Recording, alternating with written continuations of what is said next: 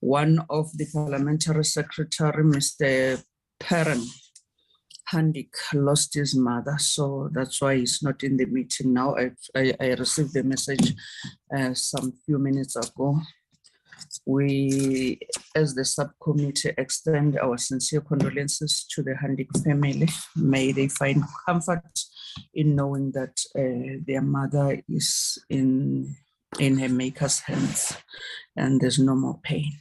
Honorable members, as I was saying that, we also know that in KZN, some families are still looking for their loved ones. So we know after the devastating effect of the floods, so we wish to extend our sincere condolences to all those families who lost their loved ones. And we wish that may God intervene so that those who are still looking may be able to find their loved ones and lay them to rest in dignity. So with those few words, honorable members, may we please observe a moment of silent prayer in our thoughts with those who lost their lives during these devastating effects of the floods.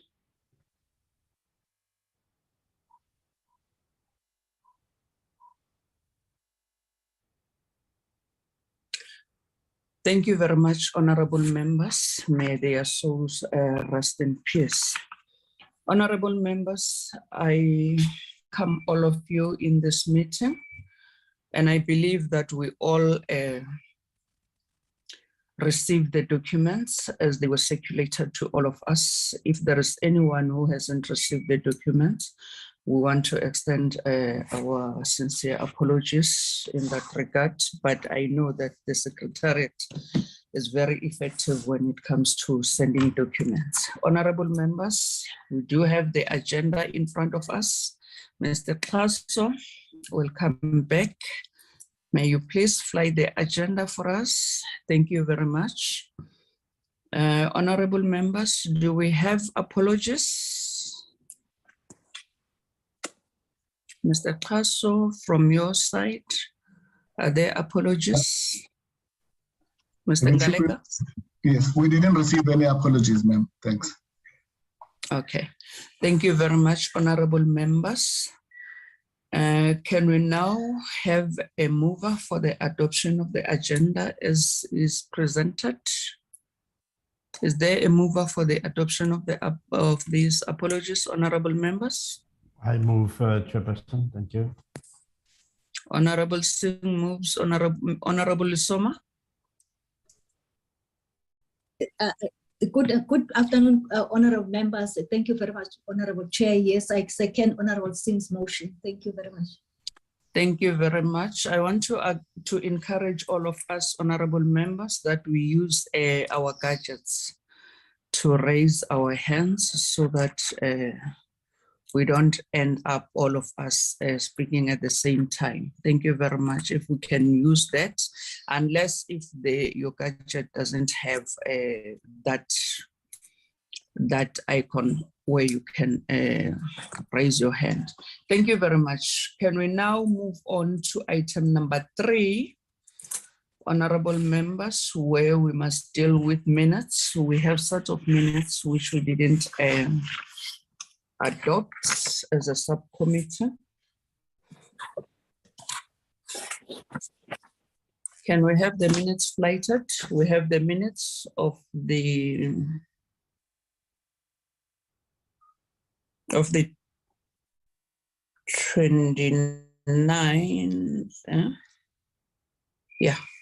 the 29th of, okay, we have the minutes of the 19th of February and also the minutes of the 29th of July. Come again? Is it not the 6th of June? No. It's been quite some time. Unless I got an outdated agenda. Yeah, it's been quite some time since we last met, comrades, honorable members. Okay, there we are. We have the minutes of the 29th of July, 2020. And also, okay. Let's deal with the minutes of the 29th of July, 2020, honorable members. We are now on corrections. We are on page 1.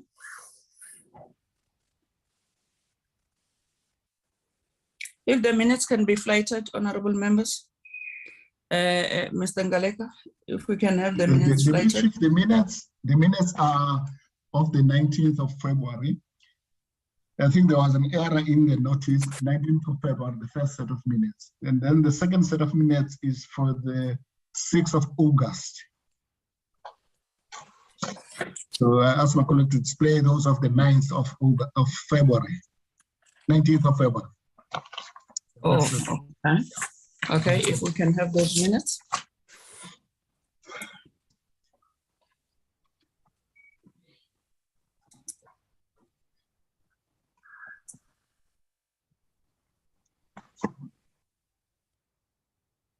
We have them on the screen now.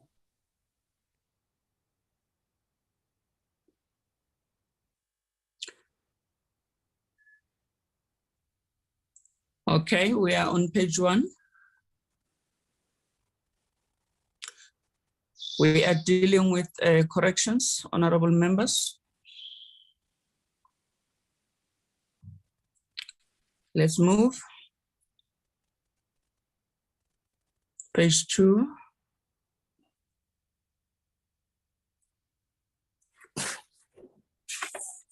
Let's move.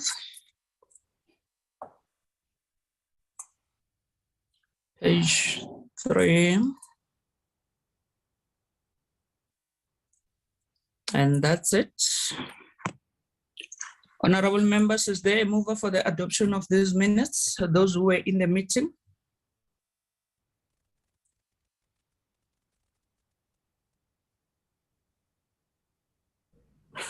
I think there's only one chair who was present. The one who was present, Honorable Kurinov? I was present in that meeting, so if I'm a member of the committee, I propose that we adopt the minutes as a correct reflection. Thank you. Thank you very much. So the other members were not there. I will second the minutes because I was there. Thank you very much. Then can we now move on to the next set of minutes? If there are any.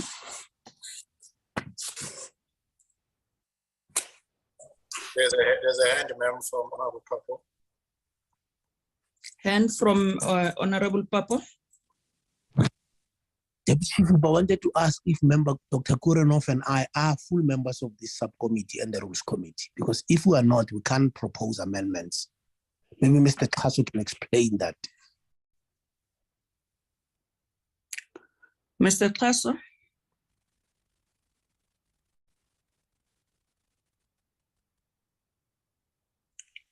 Mr. Kasu? Yes, I'm with you, ma'am. We have Yes. 8 members. We have 8 members of this committee. It's yourself, Honorable Janki, Honorable Asoma, Honorable Josie, and one member from the DA, either Ms. Manzonia or Bakube. And then Dr. Mulder and Mr. Honorable Kwangwa and the IFP, I hope, counted 8. And of course, the councillors attend because they need to be kept abreast of processes in Parliament, and also, of course, they get participate in the general members. That's all. Okay. Mr. Honorable Singh? Yeah, thank you, Honorable Dakoda. I think Honorable Papa makes a valid point there, because the two of them are in attendance, but I don't believe anything stops you from moving for adoption of the minutes, and anybody can second. That's the rules of meetings. Anybody else, even if we're not there, we can second, but the mover has to be somebody who was present. Unfortunately, my member can't second from heaven. Honorable Ngumalo was there in that meeting, bless his soul. Thank you. Okay, thank you very much, Honorable Singh. I was going to come to that because in that meeting, Honorable Korenov, as per the rules of the House, they are allowed as members of Parliament to attend any meetings. So now that they were there, he was there as a member of Parliament. So I was going to ask if is it wrong for him to move for the adoption of the minutes, given the fact that he was there in the meeting?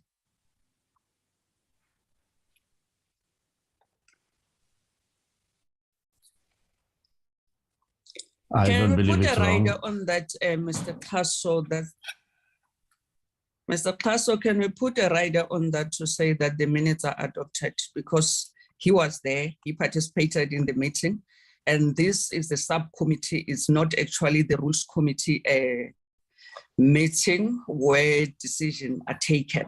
We process matters and send them to the rules committee. So am I? Ma'am, I think correct, Mr. Kaso? I think let's, for the sake of, I don't want to say for the sake of progress, but I think you've made an important point. This is not a decision-making body. It's a structure where you discuss things, but it is unusual. It will be unusual for a member who is not a member of a committee to move for adoption or even, yeah. But I'm saying this is a subcommittee. It's a decision. It's a forum for discussion of issues. It's a decision-making committee. So for now, we can just either note these minutes and move on to the next set of minutes. Okay, thank you very much for that explanation. Melisoma? Thank you very much, Honorable Honorable. Thank you very much, Honorable Chair. I think Mr. Kaso has covered me, but I would like as a member to formally accept those minutes and we note them because we're the only one. The other members who are present are not part of the members of the subcommittee, unfortunately. But let's agree with the notion that has been raised by Mr. Kaso. I formally move that we agree on that. Thank you very much. Thank you very much. Thank you, honorable members, for your understanding. Mr. Papo, Honorable Papo, your hand is still up.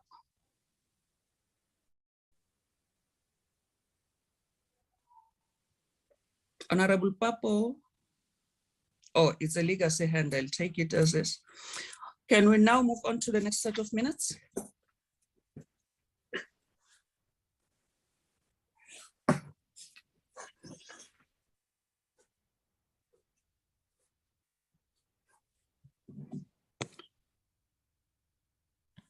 Thank you very much. We are on page 1, dealing with corrections.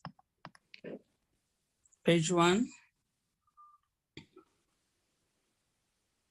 Page 2.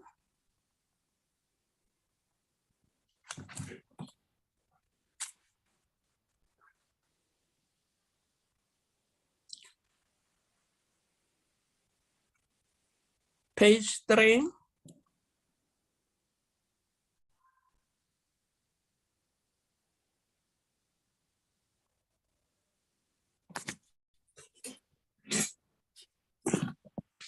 Page 4.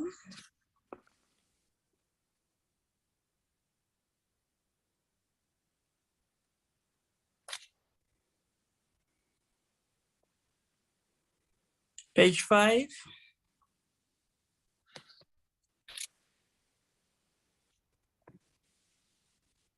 Thank you very much, Honorable. Thank you very much, Mr. Ngaleka. Can we now have a mover for the adoption of the minutes? Those who were in the meeting.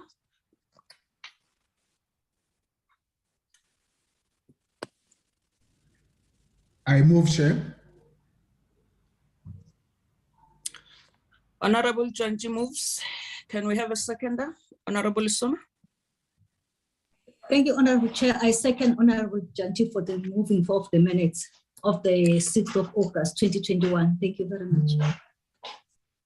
Thank you very much, honorable members. Just to refresh our memories, honorable members, we don't call for matters arising because in this committee, we deal with everything at once. Then we send them to the rules committee. So now, honorable members, we are now on item number 4, consideration of rules and guidelines. Mr. Tasso and your team. Thank you, ma'am. I would ask the colleagues to place the document on the screen.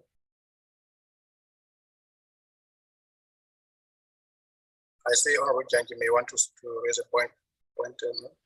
His hand is up. Honorable Janji. No. Thank you, Chair. I just wanted to raise something on the correct point you have made about matters are arising, that perhaps we will reflect on this matter before we close the meeting, which comes from the minutes of August, where we were adopting this new model and approach on follow-up on written questions.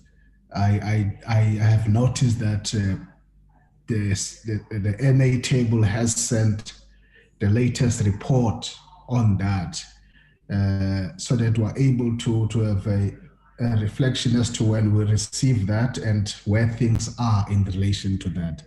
It's a critical matter arising, but I'm in line with your order, but I would like that the matter be flagged before we close the meeting. The follow-up on written questions. Yes, Chair. I've seen a report prepared by the NA table post that, which indicates that after that adoption by the NA of that approach, what has happened after that, so that we're not caught behind that issue. I've seen a report in that regard. Okay. Thank you very much, Honorable Janji, for bringing that up. We will deal with it before we close the meeting today. Thank you very much. Mr. Tasso. Yes, ma'am. This really, honorable members, is a technical amendment. We are just updating these rules. These are rules for virtual/hybrid sittings. Honorable members will be aware that at the start of COVID, the subcommittee met, and subsequent, I think it was the speaker made a determination and formulated these rules, then they were subsequently adopted by the rules committee. But at the time the rules were designed, they only made reference to virtual meetings.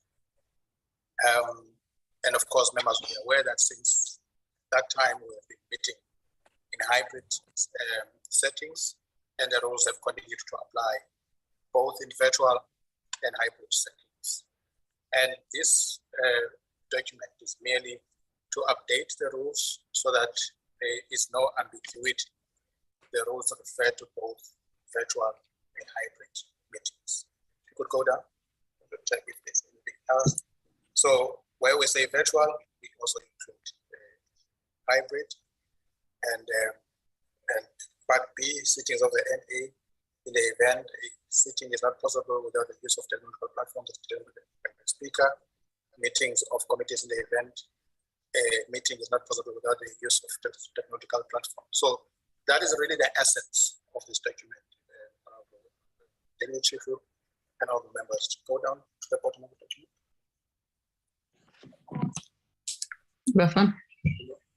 Anything else? So where we have underlined hybrid, that's the new insertion.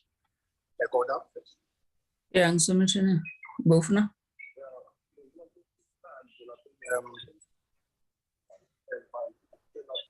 Yes.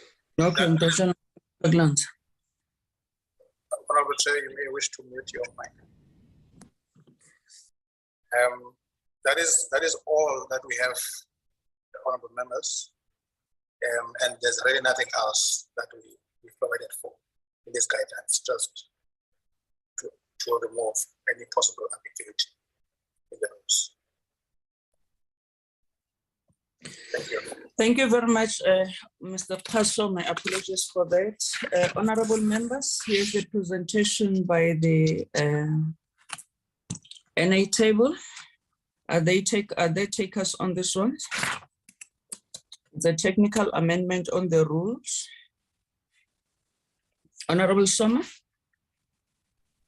Thank you very much, Honorable Chair, and also thank you to Mr. Klaso's explanation, which seeks to harmonize the visual and physical sittings rules.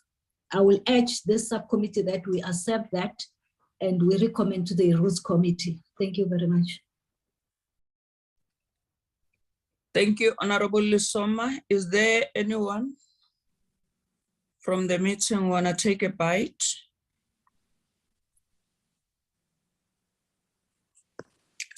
Thank you, Honorable Janji.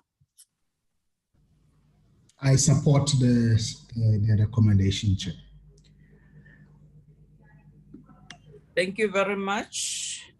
So the inclusion, the technical amendment is therefore accepted by this subcommittee. Can we now move on to the next item, Honorable Mr. Paso? The displaying of placards in the House. Yes. Document, please, colleagues. That's good.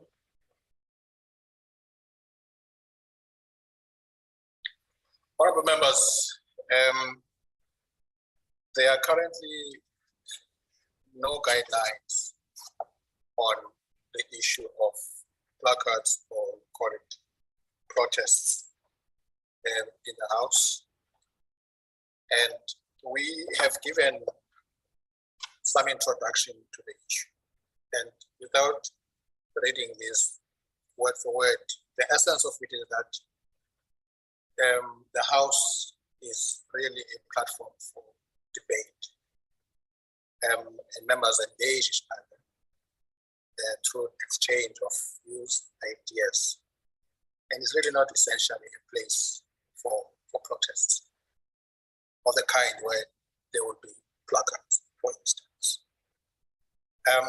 There have been instances previously where we had, firstly, members of the public who came in and in the midst of proceedings, then they displayed placards, and of course those were removed by the security of Parliament. But we've also had it in the chamber, members of Parliament displaying placards, and it is really dependent on, I would say, on the atmosphere in the House, but the chair would ordinarily ask members to desist from doing that, and of course there have been cooperation before. There was an instance where a member brought a cake to the House in the form of protest, and in that instance the chair ruled the member out of order, and the member was asked to leave the chamber with his cake. So we have been asked to explore the possibility of guidelines to deal with this matter. And here we are basically putting it to this forum for discussion. And we are taking two options. The one option is an option that says there should be no placards, no display of placards. It's a form of protest, objects or items in the chamber, regardless of whether it relates to a member's speech or business of the House, as the House is about verbal exchange of views. I want to caution, this is an extreme position. And if it were to be adopted, the committee must adopt it, having applied itself carefully to it, because it does have challenges if we were to take that drastic approach. The second one, please. The second one does create a leeway. So basically, this one repeats what is in the rules. Non-threatening objects can be used as a weapon that can be used as a weapon prohibited from the House, A member may bring non-threatening objects into the chamber in order to refer to it during his or her speech. Subject to the rules and these guidelines, non-threatening objects include placards, posters, etc. A member must refrain from bringing objects into the chamber that are not related to the business of the House or the member's speech. D. Members are discouraged from bringing items or objects into the chamber that may disturb or infringe the rights of other members, or that may deflect the attention of the House from its business, or that may cause offense, or that is not befitting, or that are not befitting the dignity or decorum of the House. The House should not be used as a platform for protests using placards, objects, or articles of whatever kind. Protest or showing solidarity. Point F is important. Protest or showing solidarity for a particular cause by wearing a particular item of clothing or color may be allowed in certain circumstances, provided that such an act does not infringe on members' rights to be heard, does not directly result in a disruption of proceedings, does not deflect attention of the House from its business, does not cause offense, or is befitting the dignity and decorum of the House. The guidelines on displaying placards and other objects shall also apply to members on the virtual platform. So, Honorable Chair and honorable members, those are the thoughts that we want to put forward. We are mindful that we may have to come back after these discussions with a more refined product. But we thought we should table this so that we can get some discussion going and get some guidelines going.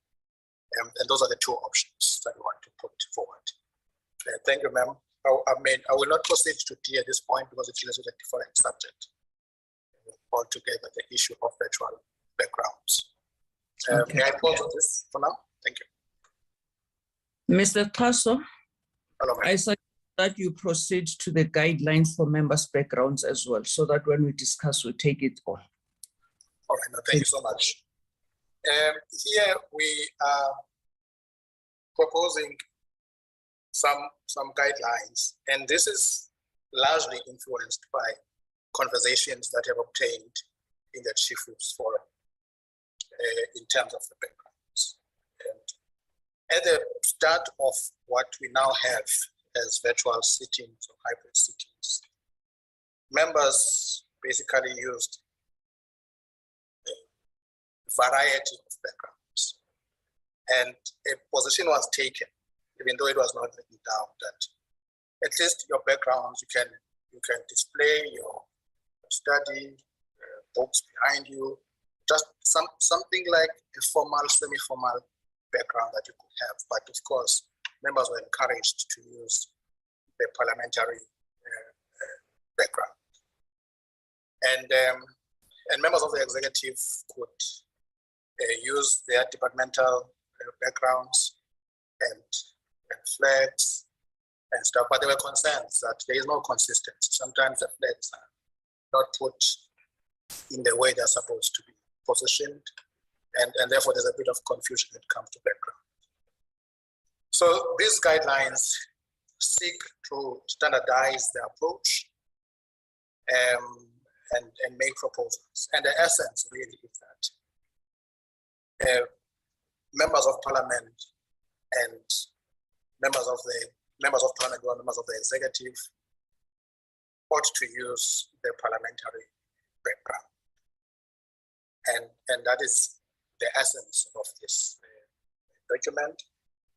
And of course, even on this one, I would like to invite members that we all need to just think carefully about it, because when you formulate rules, they must be applicable, and it must not create difficulties for the chair. So the rules must be reasonable. It's something that can be complied with. So those are the issues that we just want to highlight, and this is the proposal that we are putting forward, the grounds, and again, something that we may want to refine further for the next meeting. But for now, we would really appreciate getting some views on the matter, especially as this relates to members of the executive. Thank you, ma'am. Thank you, Mr. Tasso, for that presentation. Honorable members, the floor is yours. Honorable Singh. Thank you, Chairperson. Thank you, Mr. Kaso.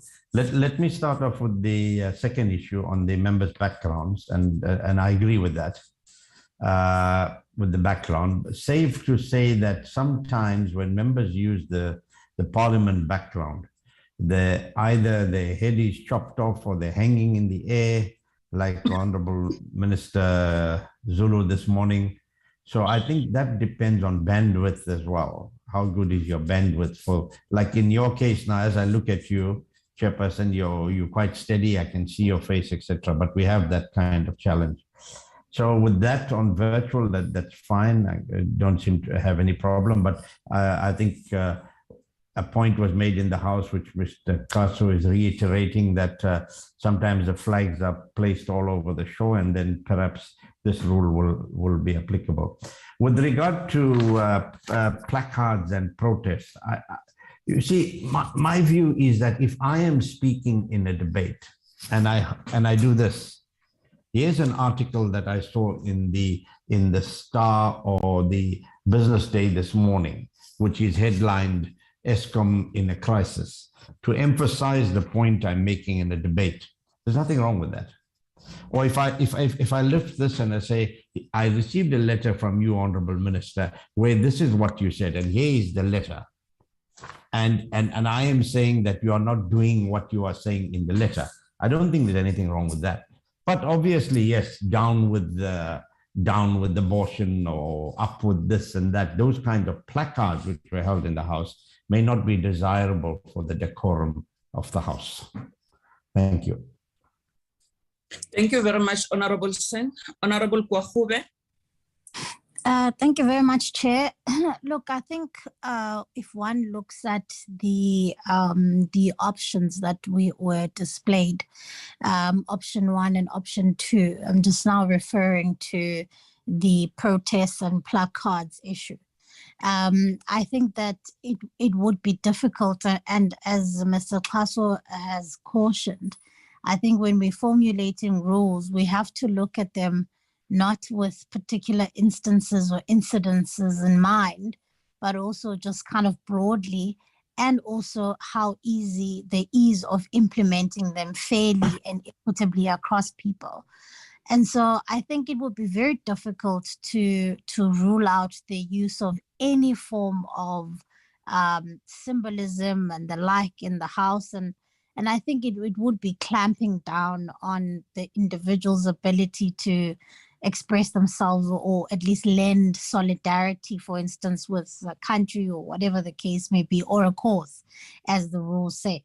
But I think that the caveats in the rules where it is stated that, that the use of such things should not, contribute to the deterioration of the decorum in the House, I think those are important as guidelines for the presiding officer to make that ruling on the day. But I think it would be extremely difficult to then opt for option 1 in this instance, as Honorable Singh even has indicated now, that even the use of things, one would say, pointing to a letter or whatever the case may be, I think it would be quite stringent to opt for option 1. And I think option 2 is quite clear. And would provide clear guidance to the presiding officer in making that ruling about what people can and cannot use. And then with regards to the virtual backgrounds, I think that, blurred out the parliamentary buildings and or a plain white background in instances where people are unable to either use the virtual background and the like, I think it's absolutely fine. But I agree with the provisions and the rules about using government flags or the like, because there's no uniformity. And I mean, after 2.5 years of using this platform, now we should be able to be a rather well-oiled machine. And some people often use some of those backgrounds as party logos across the board. And I think that we should be quite emphatic about the fact that it's either a plain white background, blurred out, or the parliamentary virtual background that we have. Thank you. Thanks, Honorable Kwahube. Honorable Papo.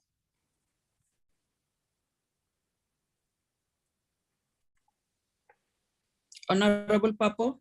I think we must accept that the decorum of the House has been deteriorating over a period of time. The fact that we don't allow insignia and written words about our parties in the House was specifically to deal with this particular problem of the decorum.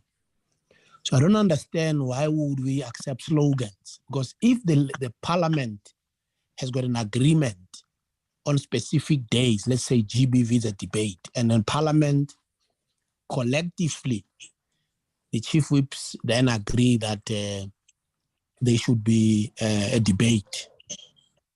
I don't understand why we should have down with what, and because it can also be on a clothing if we allow it in the House.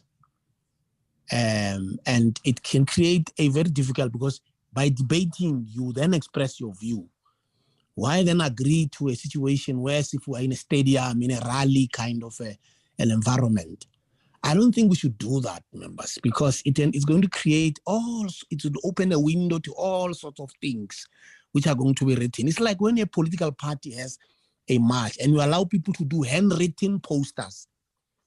People are going to write things which are not even your policy there.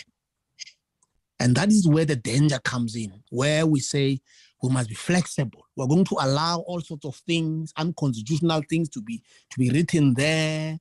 And then the whole chamber becomes a mockery.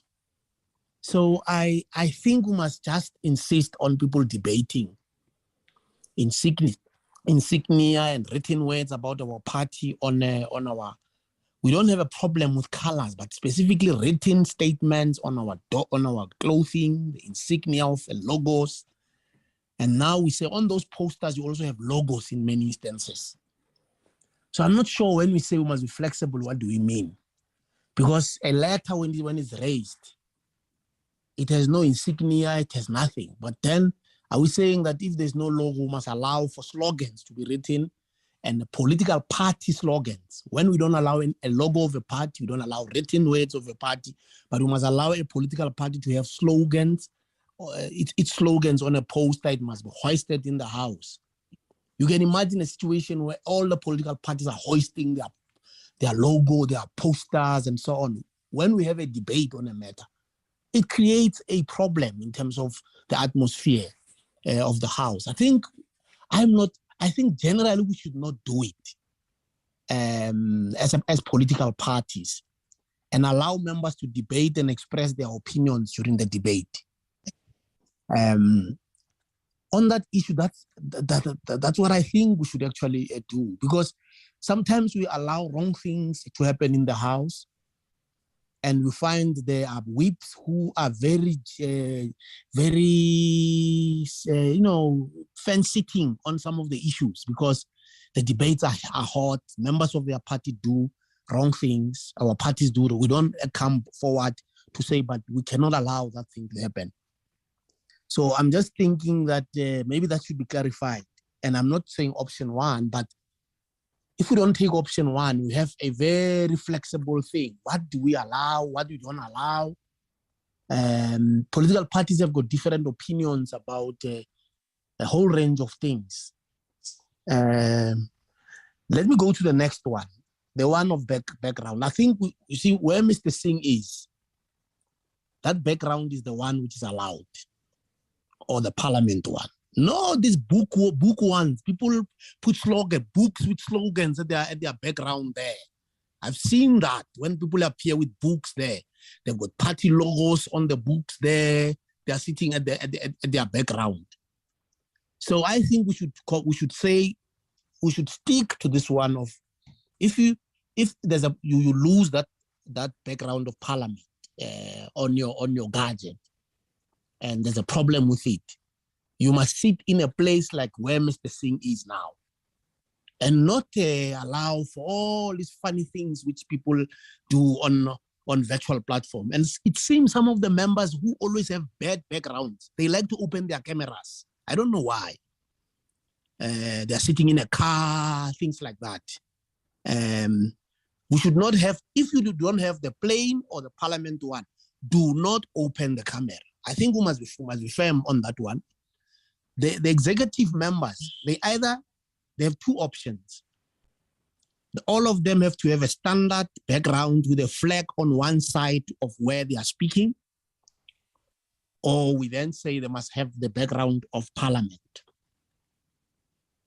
I saw a number of ministers, because people have objected to what has happened in some of the hearings.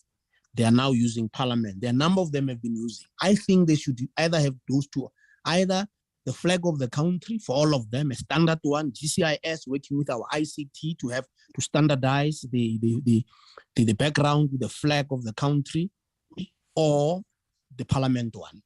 I think that should be, because we have an option of a plain background or the parliament one. And the problem is when a member attends a sitting, when they are not at their home, but they want to open a camera. That's where the problem happens. That you'll see all these sorts of funny things happening with the cars in the background and so on. And I think they should not open their camera. That's where the problem, because people want to hear. But if you are not in a better place, or you don't have a background, I don't think it will be wrong not for you to open. For me, that will be the way we do it. Otherwise, this mixed masala we have now, it just denudes the quorum of the National Assembly, and maybe even in the NCOP through engagement, they should also follow the same approach. We cannot adopt for them. But I'm not clear on this one of flexibility. And Mr. Singh is saying a letter is like a poster. And I can tell you, members, if we open that window, we're going to have problems in the House. A lot of problems. Thank you, Honorable Papo, for your well-calculated input. Thank you very much for that, for opening our eyes as well. Honorable Janja.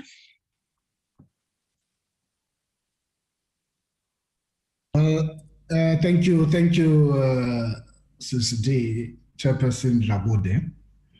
I want to welcome the presentation so far from the NA Secretary, but also embrace the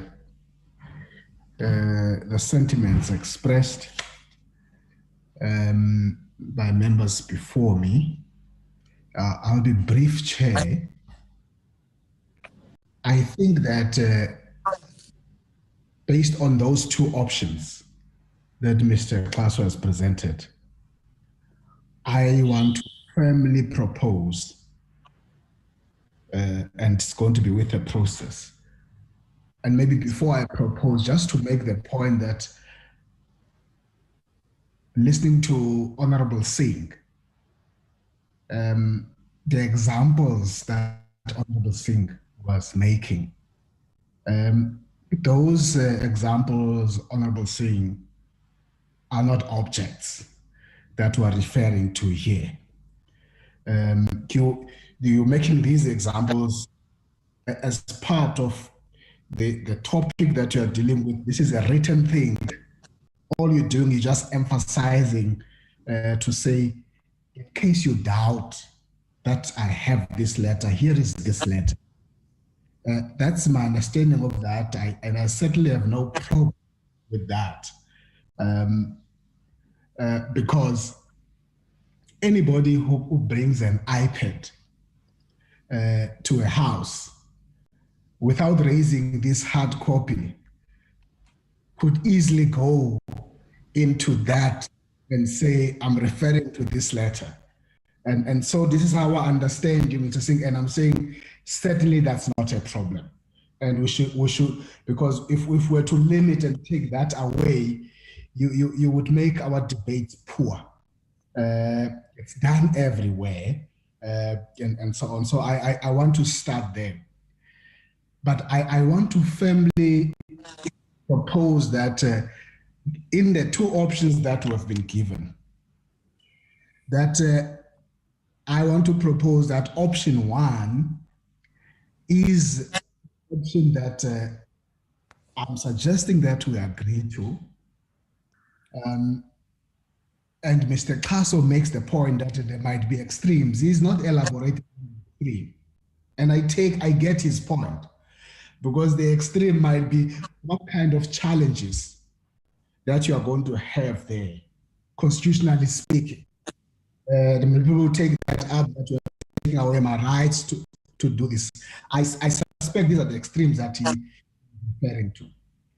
I would want to propose that we agree on option one, and that we can come back, that Mr. Kaso and his team can come back to us and then demonstrate and table to us the implications of these extremes on option one, which says, don't bring these funny stuffs that are not really part of the decorum of the House, that are merely an unwanted extensions. That I don't think that we can do that in this meeting. They table those, what we talk about in terms of these extremes.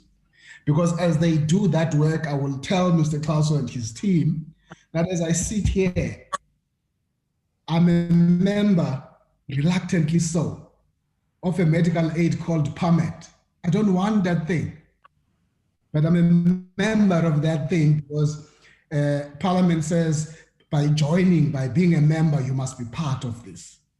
That's one extreme that we have been practicing, that is there.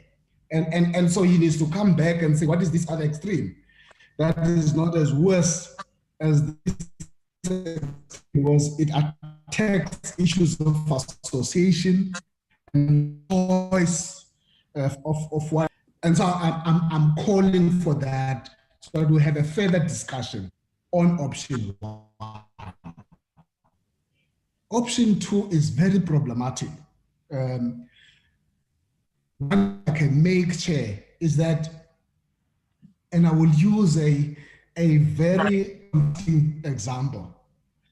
Imagine a day when the EFF, Economic Freedom Fighters, come to the House wearing a hat as a scarf of the old South African flag.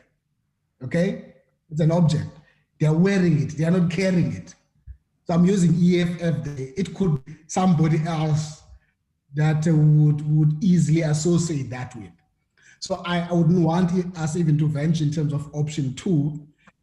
These issues of not having proper rules and just suggesting that a discretion must be used by presiding officers can derail us because a discretion from this one to that other one, and very soon you will find yourself in problem.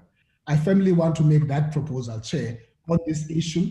Quickly on the issue of the background, from where I'm sitting, it's either it is those who choose to use as yourself, Chair, the parliamentary background, and there are issues about it. It's not a perfect thing because you get so distracted when I'm listening and watching you about what this background does. It's like you're flying somewhere. That's one downside of that background. Or you get bled out like this. You just see my name, and you stay focused and get into that kind of discussion. So let me pause there. Thank you. Thank you very much, Honorable Chanchi. Honorable Korenov. Thank you, Chairperson, and good afternoon, members of the committee. I think these are two discussion documents, a discussion document in front of us with two guidelines. One is the displaying of placards and bring objects into the chamber. And the second one is guidelines for the backgrounds on the virtual platform. Now, these are two very important proposals. So let me get into what I want to say. My experience, and I think other people and members will agree with me, since we changed the rules of the NA in 2016, we must just be realistic. For every rule you make, you create a number of opportunities to break the rule. It's just a reality of where we are in the sixth parliament. Secondly, if you look at the one on the backgrounds, the proposal or the guidelines, just looking at it, I see two issues that I want to raise. One, the president, the background of the president of the country, and he's not a member of parliament, as you know, is not mentioned. Currently, the president uses a background which I think all parties will agree to. The background of the deputy president, yesterday the deputy president was responding to questions in the NCOP, and I watched that plenary. And for me, the background that was used by the deputy president is acceptable. And no party in the NCOP and nobody in the NCOP yesterday objected to that. So the issue of the president background and the deputy president is not addressed here. When I looked at what happened yesterday so far in the mini plenaries with the members of the executive, I didn't see anything that say to me, but this is unacceptable, what the minister or the deputy minister uses as a background.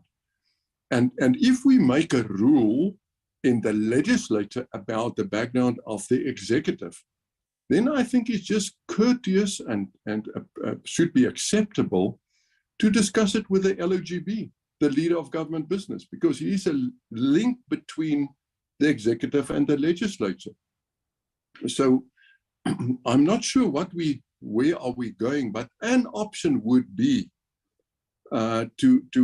regarding the two sets of guidelines before this committee, is to allow political parties to discuss these guidelines and to take a position. Thank you. Thank you very much, Honorable Korenov. Honorable Dechale. Thank you very much, Honorable Deputy Chief Whip. Let me join my colleagues in thanking the presentation from our National Assembly Secretary, Mr. Kaso. Thank you very much. The honorable members of the committee have said a mouthful, but Chair, allow me to say on the option whereby they are talking about an object. In my mind, when I was listening to the presentation, I thought of a classroom situation whereby the educator would want to draw the attention, total attention of the learner, whereby he will be able to do everything. And in our case, we are used to discussions, you are used to exchanging a verbal exchange of views, and there is no problem in that one. So I was saying, because we are not in a classroom situation or in a Sunday school church where the teacher of Sunday school would want to draw the attention of the, so that they don't forget what the teacher was saying, then we do away with the displaying of placards. The Honorable Janji put it so well when he was touching on the example that was raised by Honorable Singh. And on that note, Chair, I would want to say I second the proposal that Mr. Janji put on the table. And on the issue of the background, I would also want to support whereby we use either, like myself now, whereby I did not put on the video camera, or we use the Parliament one or the plain one. That's what I wanted to say, Chair. Thank you very much. Thank you, Honorable Dechale. Honorable Lisoma. Chair, thank you very much. And let's welcome the options. At least it's not one straight jacket, but it does give us an option. I will start by talking to the background. For me, Chair, I subject to be persuaded when the plenary seats is deemed to be Parliament, because the presiding officer reminds members on that. And where does it start and stop, to who? 1 second.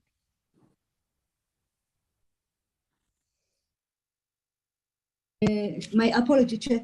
In terms of who, I tend to be more not too far from Dr. Korenov, but also there should not be any ambiguity. I agree that we need to probably also to engage with everybody who's affected. Members, I don't want to exclude members of executive who are members of parliament, to say executive members. That's one, Chair. But the most appropriate one is that you use the parliamentary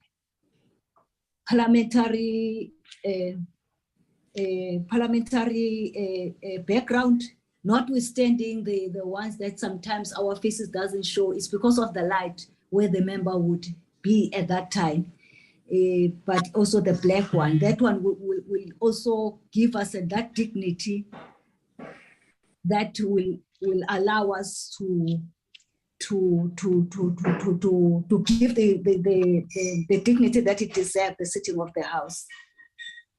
Two, Chair, it's a comment because I understand that the majority view says that we must engage further, which I accept that, but I want just to say that when we're in Parliament, it's a verbal exchange of words, engagement, debate, not a demonstration of some sort or a picketing of a special time.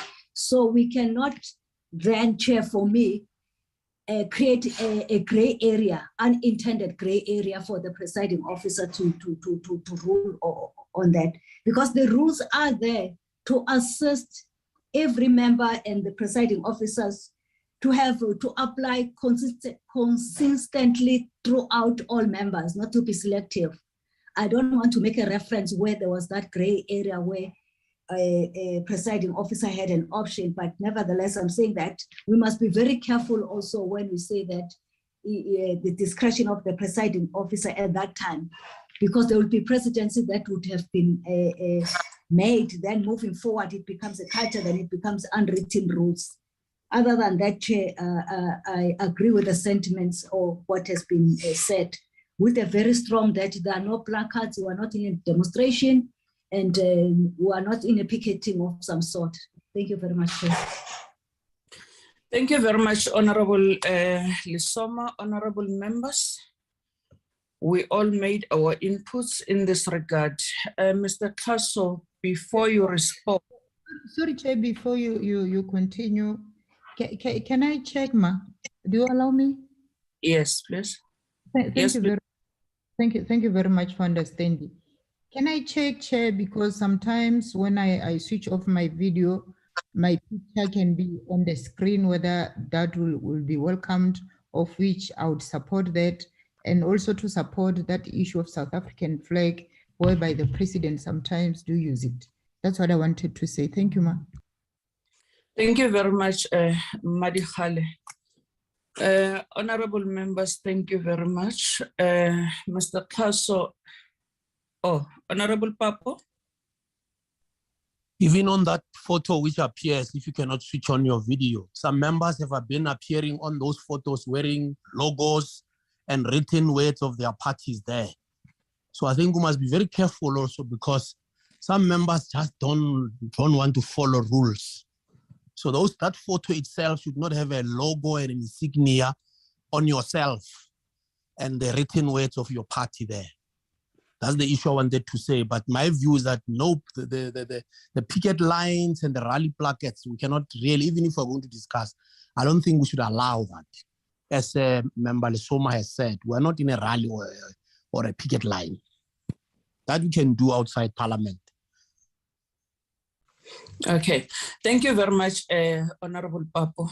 Mr. Kaso, when you were presenting on option 1, you said there are some challenges. If you may please expand on those challenges so that when we get out of this meeting, as some proposals of the meeting says that we need to further process these rules before we can send them to the Rules Committee.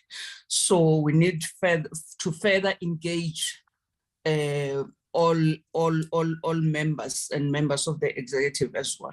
So can you expand on those ones so that we know the challenges, all of us, of option one, as you have indicated?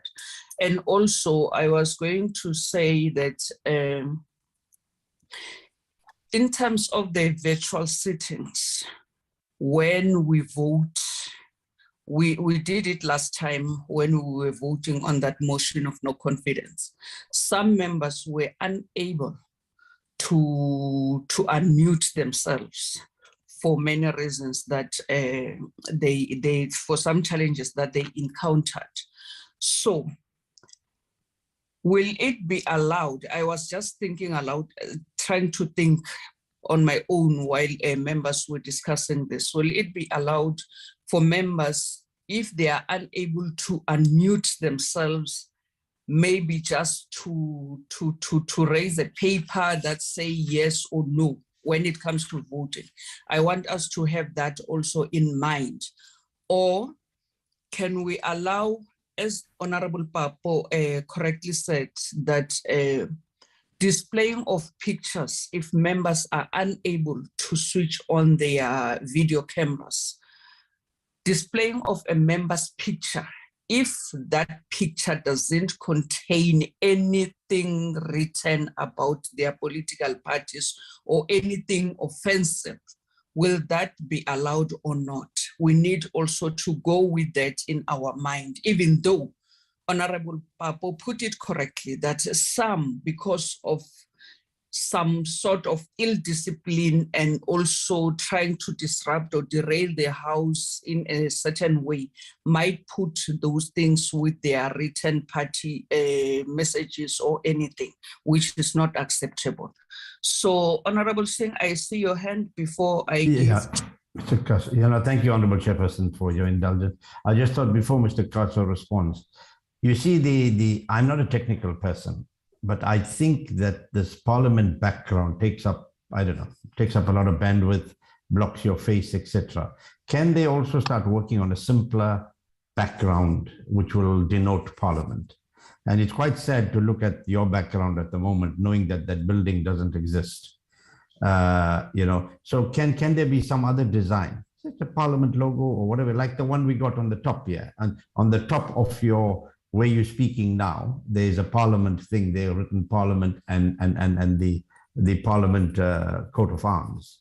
So can they consider that? And secondly, with regard to the options, I would not wholeheartedly agree with option one, but I would agree if we say a member may not display placards and objects in the chamber, regardless of whether they relate to placards and objects, and not articles like Mr. Janchi so well supported earlier on. So can Mr. Kaso speak to that as advice to us? Thank you. Thank you very much, Honorable Singh.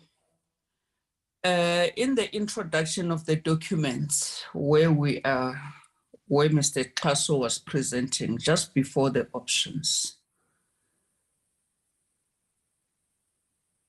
it says, if I can read that last paragraph, if members, including members of the public, were allowed to embark on protest using placards or bringing other objects or articles into the house, it could disrupt the proceedings and impede members from exercising their right and privilege to be heard and to be listened to by not only members, but also their constituents. Mr. Kaso, may you please step in? Thank you, ma'am. I will start with the background. What I'm taking from this discussion is as follows. One, the following should be allowed. A plain background, I will not speak to the color, it can be basically any color. Parliament background, a static picture, if you can't show a video or the background. And my sense is that we may want an input from the executive in terms of how the executive should, what backgrounds they should use and all of that. So that is the first point I wanted to raise, and I don't see any difficulty with that. On the issue of objects, I'm just going to ask the colleagues to display the document. Document, please, colleagues.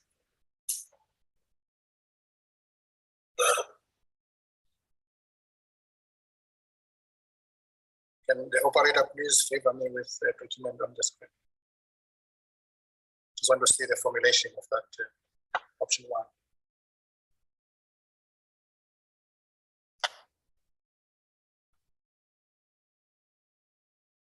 Yes, I think one thing that comes to mind immediately here is the Minister of Finance presenting the budget, maybe not the current one. The previous Minister of Finance would bring plans to the House, for instance. That's just one example. And there could be other examples. Of course, the Minister would have sought the permission of the Speaker, and maybe that is a writer that we could put here to say that not without the prior permission of the Speaker. For me, that is a one issue. So banning objects completely without creating a possibility, say, for instance, with the permission of the Speaker. For me, I think that would be a challenge, but there could be a genuine need for a member to demonstrate something to the House. So when I was talking of extreme, that is what I had in mind, Chair, and there was nothing beyond that. And also the ability of the Chair to control or to manage proceedings. The other issue is the issue of solidarity and colors. And I think it was only Pablo spoke to colors that maybe they make no issue with colors. And that's the issue that I had in mind. That maybe that should be limited, and we made reference to it in the second option, and maybe we can take it to the first option just to enrich the first option. Thank you, ma'am. Thank you very much, Mr. Tasso, for that clarification. Honorable members, I think, there are hands. Honorable Janji has his hand up. He's not convinced. Honorable Janji. No, Chair. So I thank you, Mr. Tasso. Yes, you're right. I'm not convinced. Very true. Thank you for reading my mind in that way. Not convinced, because I think that you've just realized that now you might have a third option and not just 1 and 2 option. And so mine will be to go and ask you to go back and properly work on that third option, especially as it relates in the examples you're making about treasury, so that you don't just push us to agree here on 1 or 2 option. So again, the homework, you still need to do that homework, Mr. Tasso. Thank you. Thank you very much. Thank you very much, Honorable Janji, for bringing that up, a third option. It shows that we are not going to finalize this matter today. Honorable Papo? I think there was a proposal made by Dr. Korenov that the executive must also indicate how they want to appear, because having government ministers also appearing in like a smartest type of appearances is not good. There must be an agreement in the executive on how the executive want to appear. If they may not want to appear as with the parliament platform, which they have an option for, but there must be some form of a standard form of how the executive also appears, and we can't impose it on them. So Dr. Goranov said that issue should be raised by the NA with the leader of government business to say currently there's a review of the rules happening in relation to appear background and virtual. Could the executive also give an input in terms of how they also want to do it? Because there are also while they might not be different, bad, but there are also problems even with how some of the executive members appear in a car, things like that, at times. It has happened since the COVID. And in that way, when we are actually refining ours, the executive can give us feedback so that we have a sense of what is being said by the executive in terms of they may choose departmental logos. They may choose a flag of the country or on the correct side of whether on the correct side. Some may choose to appear with the parliament one. Because I've seen all sorts of other things there, which when some of them appear, which create problems also. So I agree with the proposal Dr. Goronov made, as we are just refining and maybe having a third option, which allows for approval of objects by the presiding officers, because it may be GBV and Parliament prints objects for members. I mean, that's objects for members, and all of us are uniform, are doing something uniform in the House. So that option will also allow that in terms of allowed, as Mr. Kaso has said, that it has happened before, where objects are done for all of us.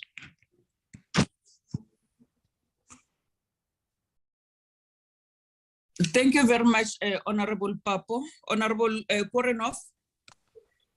I think there's agreement that that consultation should be done with the other arm of state, the executive. But when that is being consulted through the office of the LOGP, I think it's also important that we include, I'm talking about backgrounds if on virtual platforms, that will also include the backgrounds for the leader of government business or the deputy president as a member of the executive, as well as a president of the country, being the president is not a member of parliament, but he's a president of the country. Thank you. Thank you very much, Honorable Korenov. Honorable Isoma. Thank you very much, Chair. For my better clarity, are we deferring both items? Because my change is that we're discussing them simultaneously. Or yes. we are closing the one in terms of the background and Parliament and members' pictures or photo rather. Notwithstanding that, we're still going to engage with the executive, or we're saying both items, there would be work under progress thus far. And I would like to get, if we could also suggest a time frame, noting that some of these rules needs to be implemented, should be clarity moving forward. If you may, Chair, thank you very much. Thank you very much, honorable members, for your inputs. Honorable members, like you suggested earlier, that we need to consult also members of the executive. So I think both items must be work in progress. Let's consult and come back so that we process this and take it to the Rules Committee. My wish would have been to come back to this meeting next week, Friday, so that we finalize these matters so that we can take them to the Rules Committee. If we can agree that let's go and process these matters as matters of urgency, then we come back next week as a subcommittee and finalize them. I think we are not far from finalizing them. We just need to iron out some of the issues while the parliamentary and the NA table will also go and try to craft based on the inputs made by members here that we are not disallowing colors. Colors has got no problems, but the problem is the slogans and the messages that are written on the colors. So on those party colors, we don't want those things. So if you can go back and try to craft Mr. Kaso option 3 with the inputs that are made, because what we need to achieve here is not to leave anything to the discretion of the presiding officers. We want to tighten the rules so that when we are in Parliament, we are not deliberately disrupted by people who want to cause disorder or to divert the business of the house to something else. So in that order, honorable members, I think let's put these two matters to further processing. Then we will come back. Are we in agreement that we can come back next week, Friday again, in a meeting to finalize these matters? Agreed, Chair. Highly agrees. Thank you. Thank you very much, honorable members. Can we now, Mr. Paso, step on to that item of opportunities for smaller parties to raise matters, questions in the House? If we can move on to that item. Thank you, Mr. Paso. Thank you, ma'am. I'll ask for the document, colleagues, please.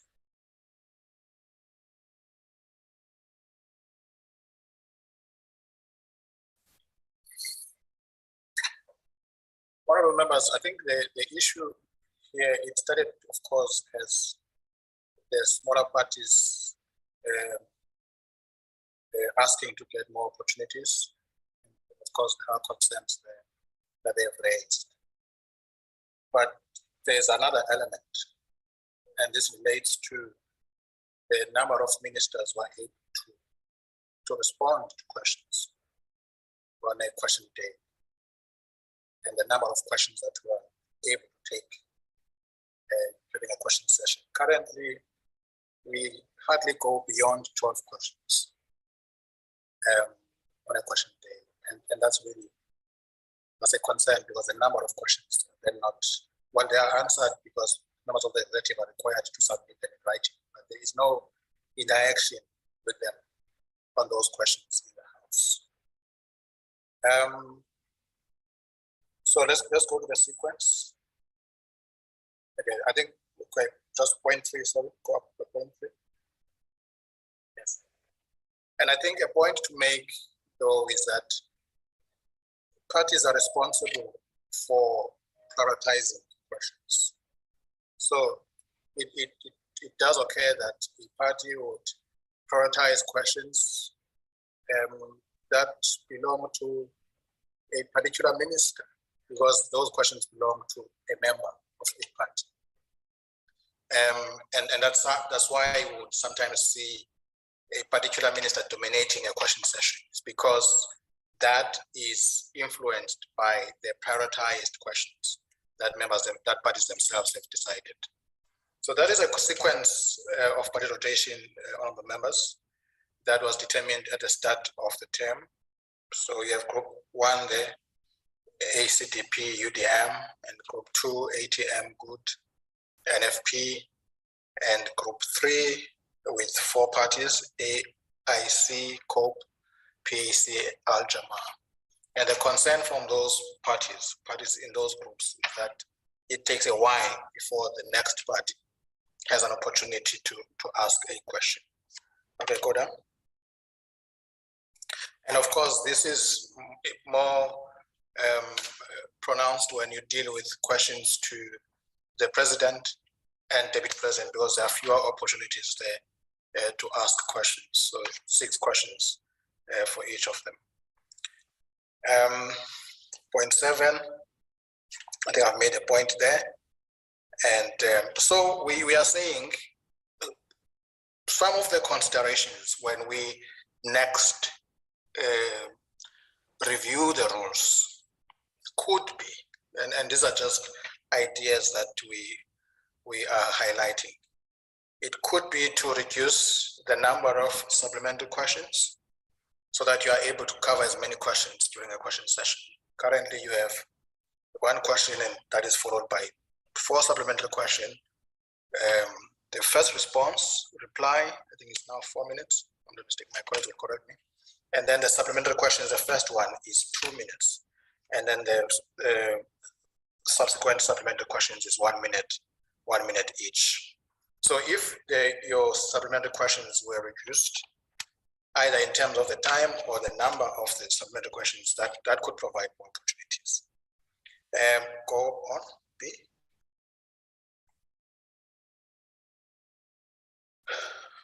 All right. Again, here, the opportunity, this is in terms of statement that was also raised. Currently, statements are not transferable, and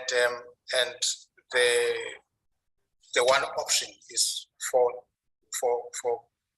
statements to be transferable. So if party A is not present, party B should be able to do the statement, and that could immediately alleviate some of that challenge.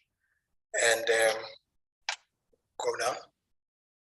And of course, another opportunity could be to create a slot number 18, because currently the slots go up to slot number 17.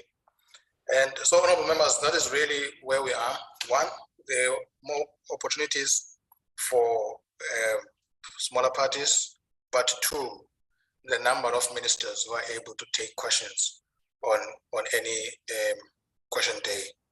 Those are the key issues that we are really raising and that this committee may want to consider. Thank you, ma'am. Thank you very much, Mr. Paso, for the presentation.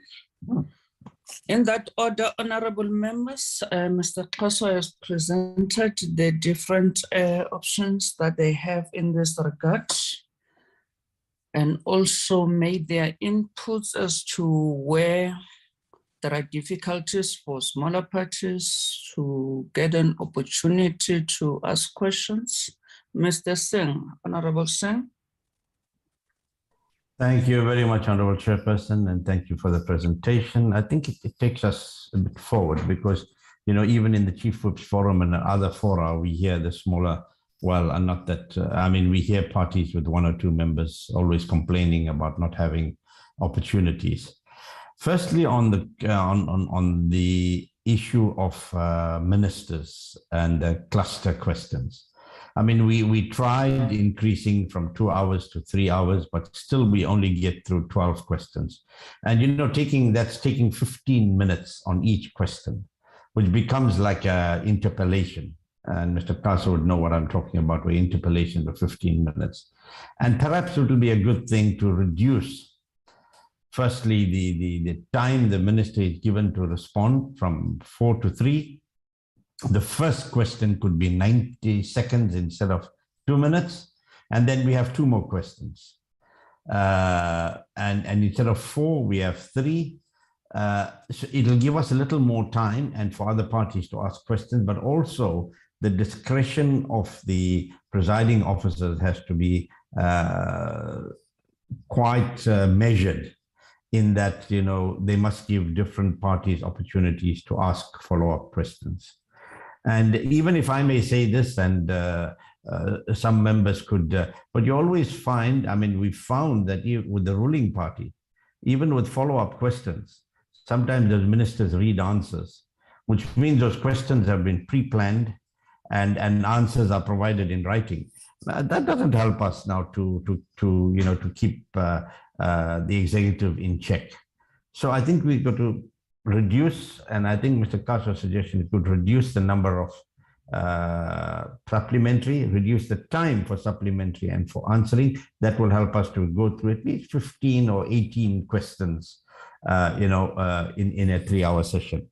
And then on the statements, etc., I think the regrouping would also help because, and it would also help when it comes to mini plenaries, because some of these parties don't even get a chance to have a motion being debated in the House. But I think we had agreed in principle that there will be more opportunities for mini plenaries so that the smaller parties can have an opportunity to have their motions debated.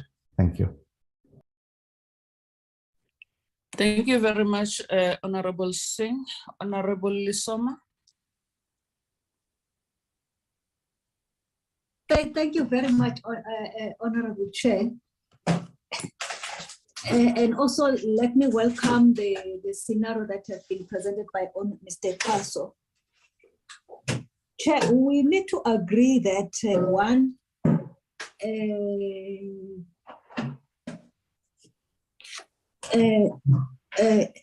is that when we distributed time allocation or the sequence in the beginning of the term, there was a reason. But of course, we must be able to demonstrate that we are able to accommodate each other. But also we must reach a point where we cannot go any further. I'm making that statement.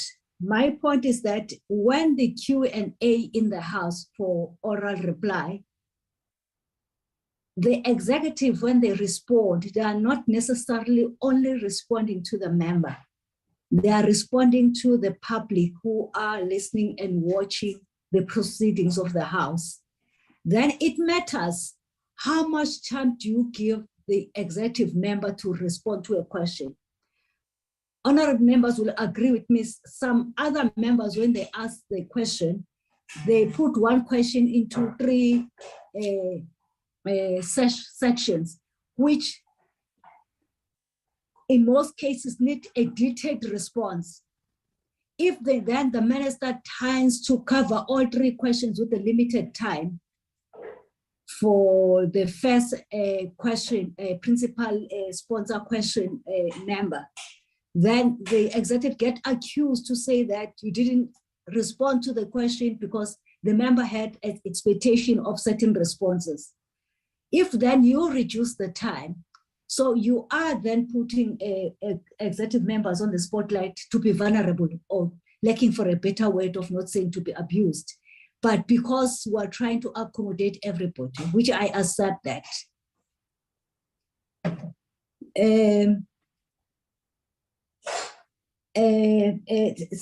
Thirdly, Chair, we must accept that the democratic majoritarianism does sometimes create a problem, because we are democratic, but also our democratic exercise, we use it based on how many votes or how many seats do you have. Then based on that, the allocation thereof of anything that you do in the House. And you can't now start today and change that one without going to the actual principal causality thereof. I'm not saying anything, but I'm just saying when we engage on this and agree, we must be very mindful what is our intention so that we don't have unintended consequences thereof. The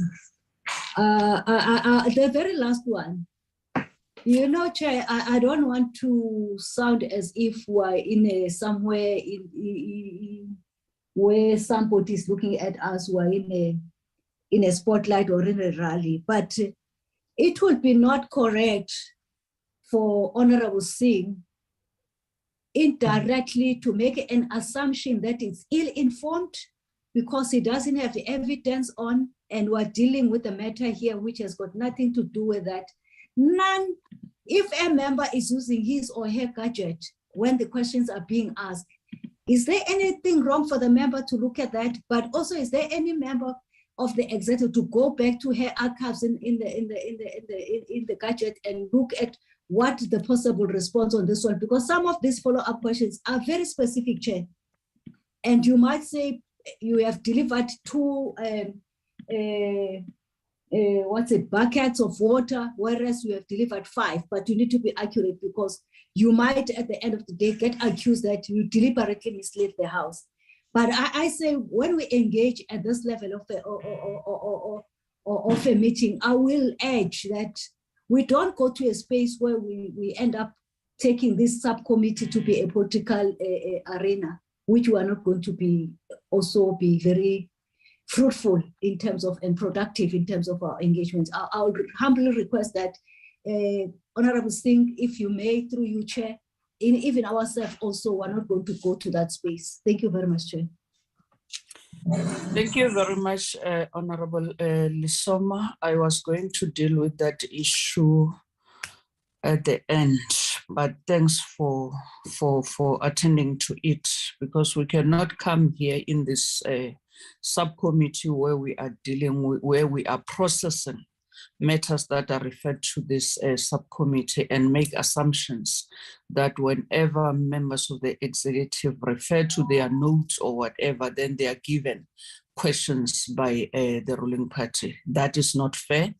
And what Honorable Singh, you are trying to say is you are challenging the intelligence of those ministers, that they are unable to think for themselves. They are given questions by members of the ANC, of which is wrong. So let's not repeat that. Let's not say things that we cannot prove as members of this committee. Honorable Janji. You're next, Honorable Janji. No, thank you, Chair. Just a few brief issues I want to raise, Chair, and I want to say upfront, I want to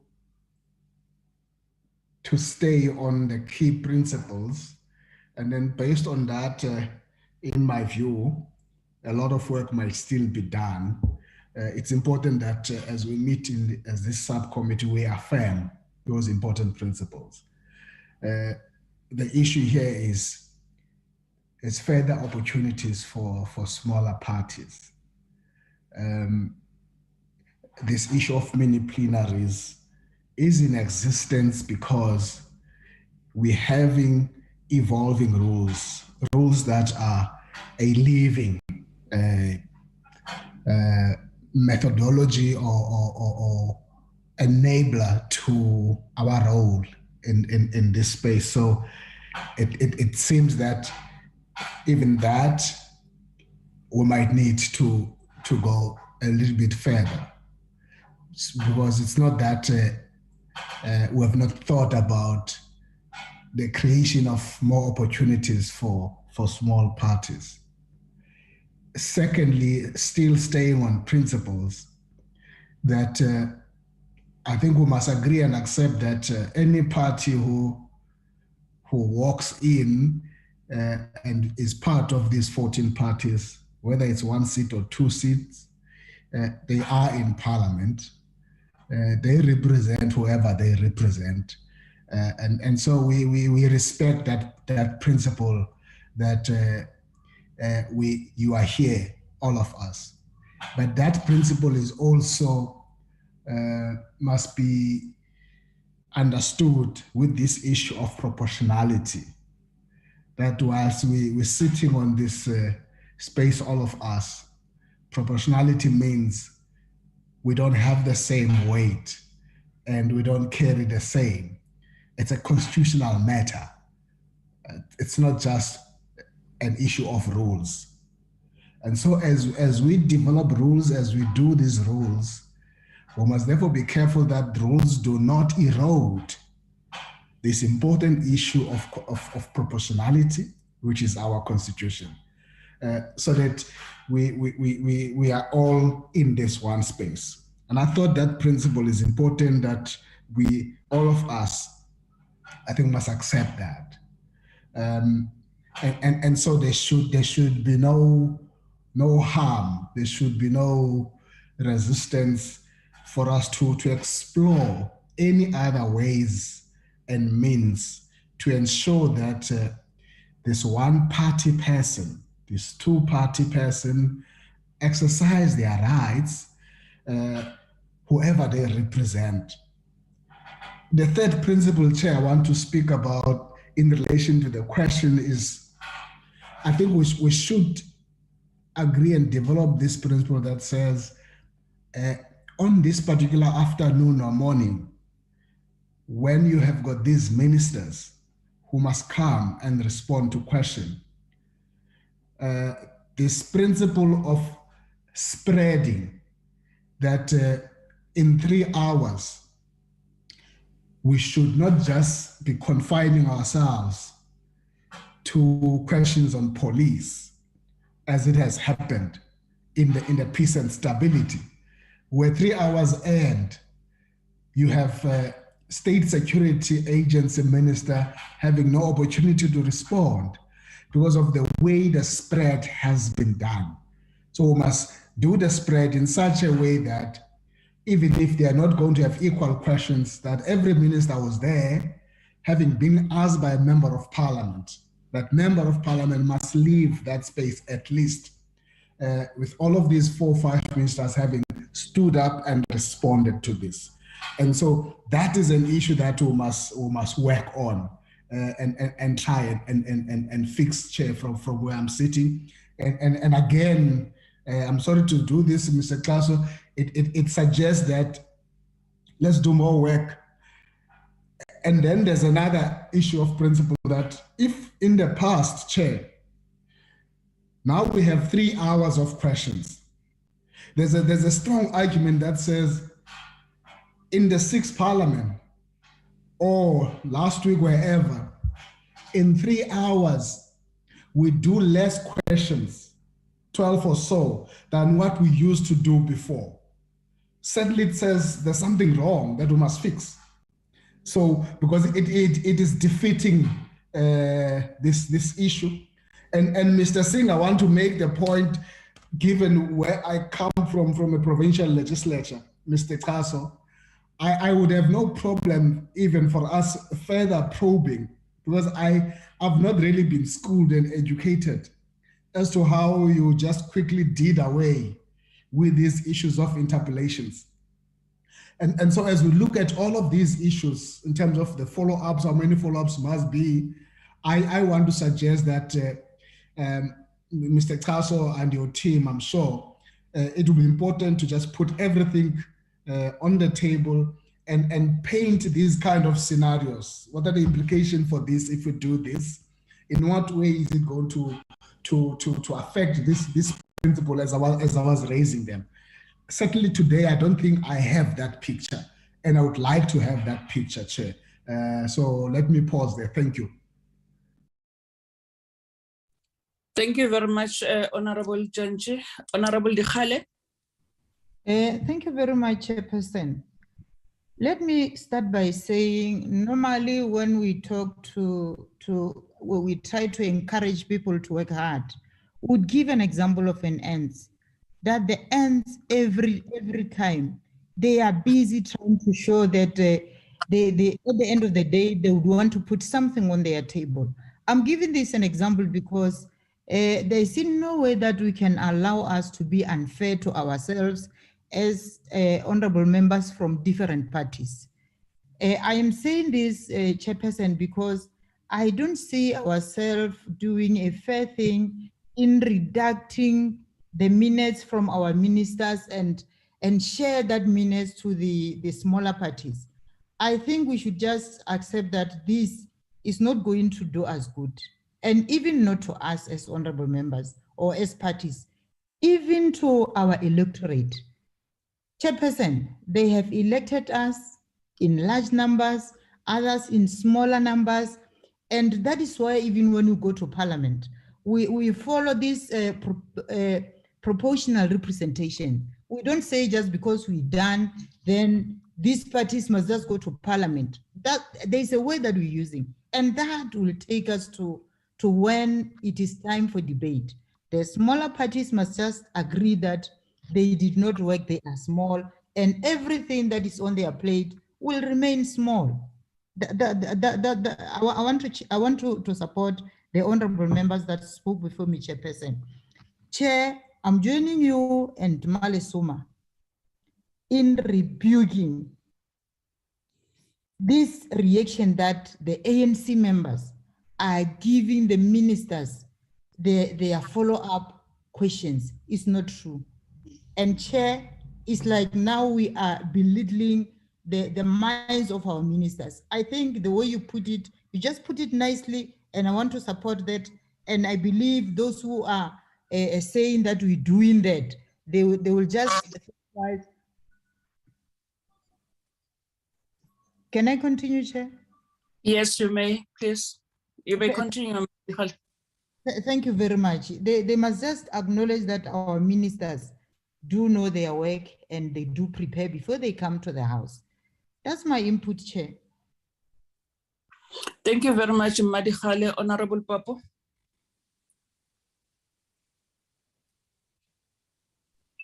I must confess, interpellations, I didn't like them, but the legislature was, they were cancelled also. But other legislatures, they are very important. It depends on the situation. There was more emphasis put on questions for oral reply. The issue is that should we have 20 questions? Why should we have 20 questions for me? That's an issue for me. Why should we have 20?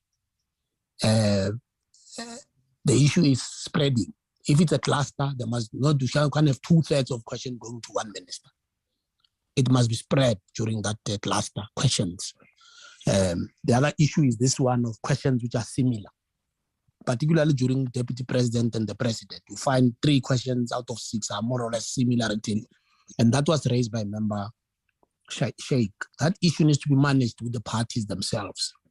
I'm not sure if a party is not there, the other one then uses time. Then that must be an arrangement between the parties before the sitting. I'm not going to be there, and then it must be allowed. So that I don't sit with a question hoping that another member of another party won't be there. It may actually even frustrate other members, because that principle of if a party is not there during a question time, it must be given to another party. It must be arrangements made, like times which are shared between parties and so on. It should be done that way. But this one of reducing time of the executive from 5 to 3, that won't happen actually. A notion that there's a problem with a majority elected political party, which happens in various provinces, municipalities, and so on. But when it comes to the ANC, it must be a problem.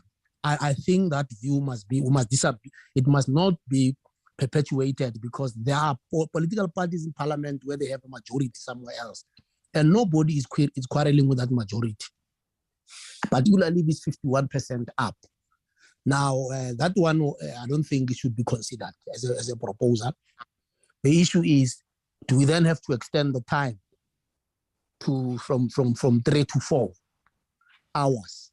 If members are, because that's the only way you can actually have more questions dealt with. If you increase the time to 3, it was 2 is 3. Is it opportune to do it 4 hours? Is that correct? I don't think it may actually work. The issue is, it's just the management of how we schedule.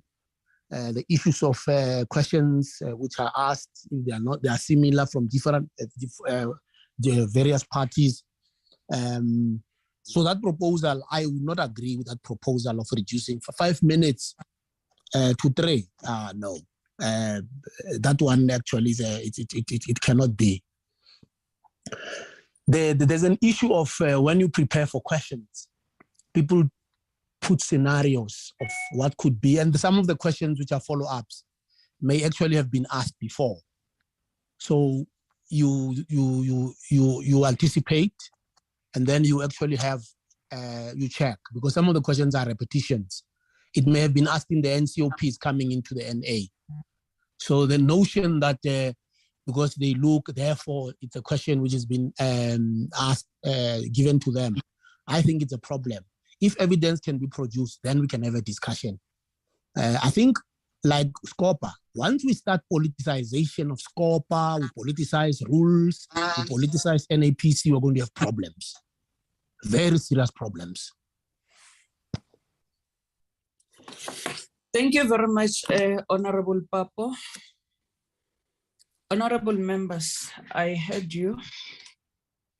1, the reduction of ministers' time to respond. It's a no-no. Reason being that as members of parliament, we must hold them accountable. So we use that platform in the House, use question time to hold them accountable to the work that they are doing in the clusters that they are deployed to, in those departments they are deployed to. 2, questions must be spread amongst those ministers within the cluster. It's really not acceptable that we'll have cluster ministers in the House, but only 2 ministers will be able to respond to questions, and the other ministers are not responding to questions. Then 3, we agreed in the Rules Committee the use of mini plenaries to allow other parties or the smaller parties also to participate. Let's make use of those before we can think of reducing or increasing time for questions. Let's make use of those and see where they take us, because We can keep on amending the rules forever, but if we are not using those amendments to their fullest capacity, there's nothing that we can do. We cannot keep on increasing or decreasing time to suit smaller parties. Yes, we are a multi-party democracy, democratic parliament.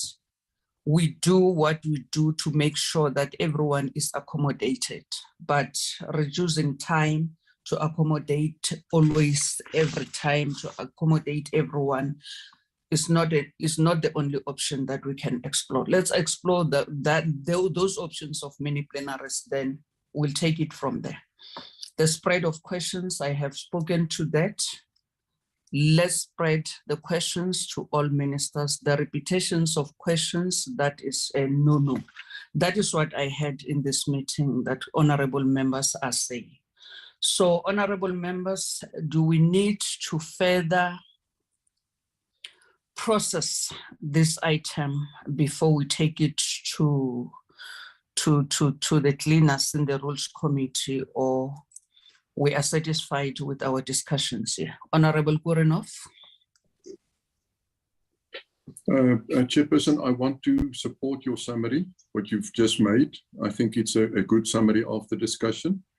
And I also wish to support what we've discussed earlier about the discussion document on the two sets of guidelines. One on the displaying of placards and the objects in the chamber, as well as the backgrounds on the virtual platform.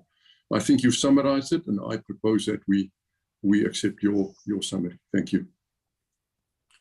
Thank you very much. Honorable Isoma.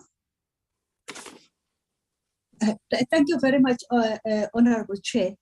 I will deal with the one, Chair, because my understanding, my apology, Honorable Korenhoff, we have dealt to and close the chapter on the placards and the background issue.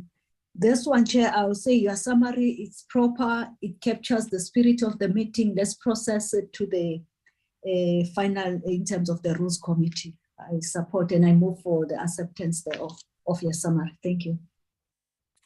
Thank you, Honorable Janji.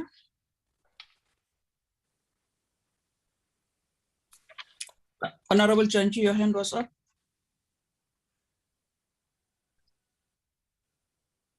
Mr. Kaso. Hello, ma'am.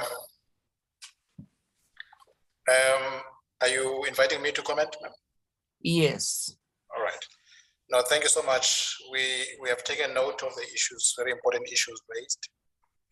I think the one issue that we will continue to grapple with, and we are willing to put forward proposals as proposed by Honorable Janji, is how to achieve a fair spread of opportunities.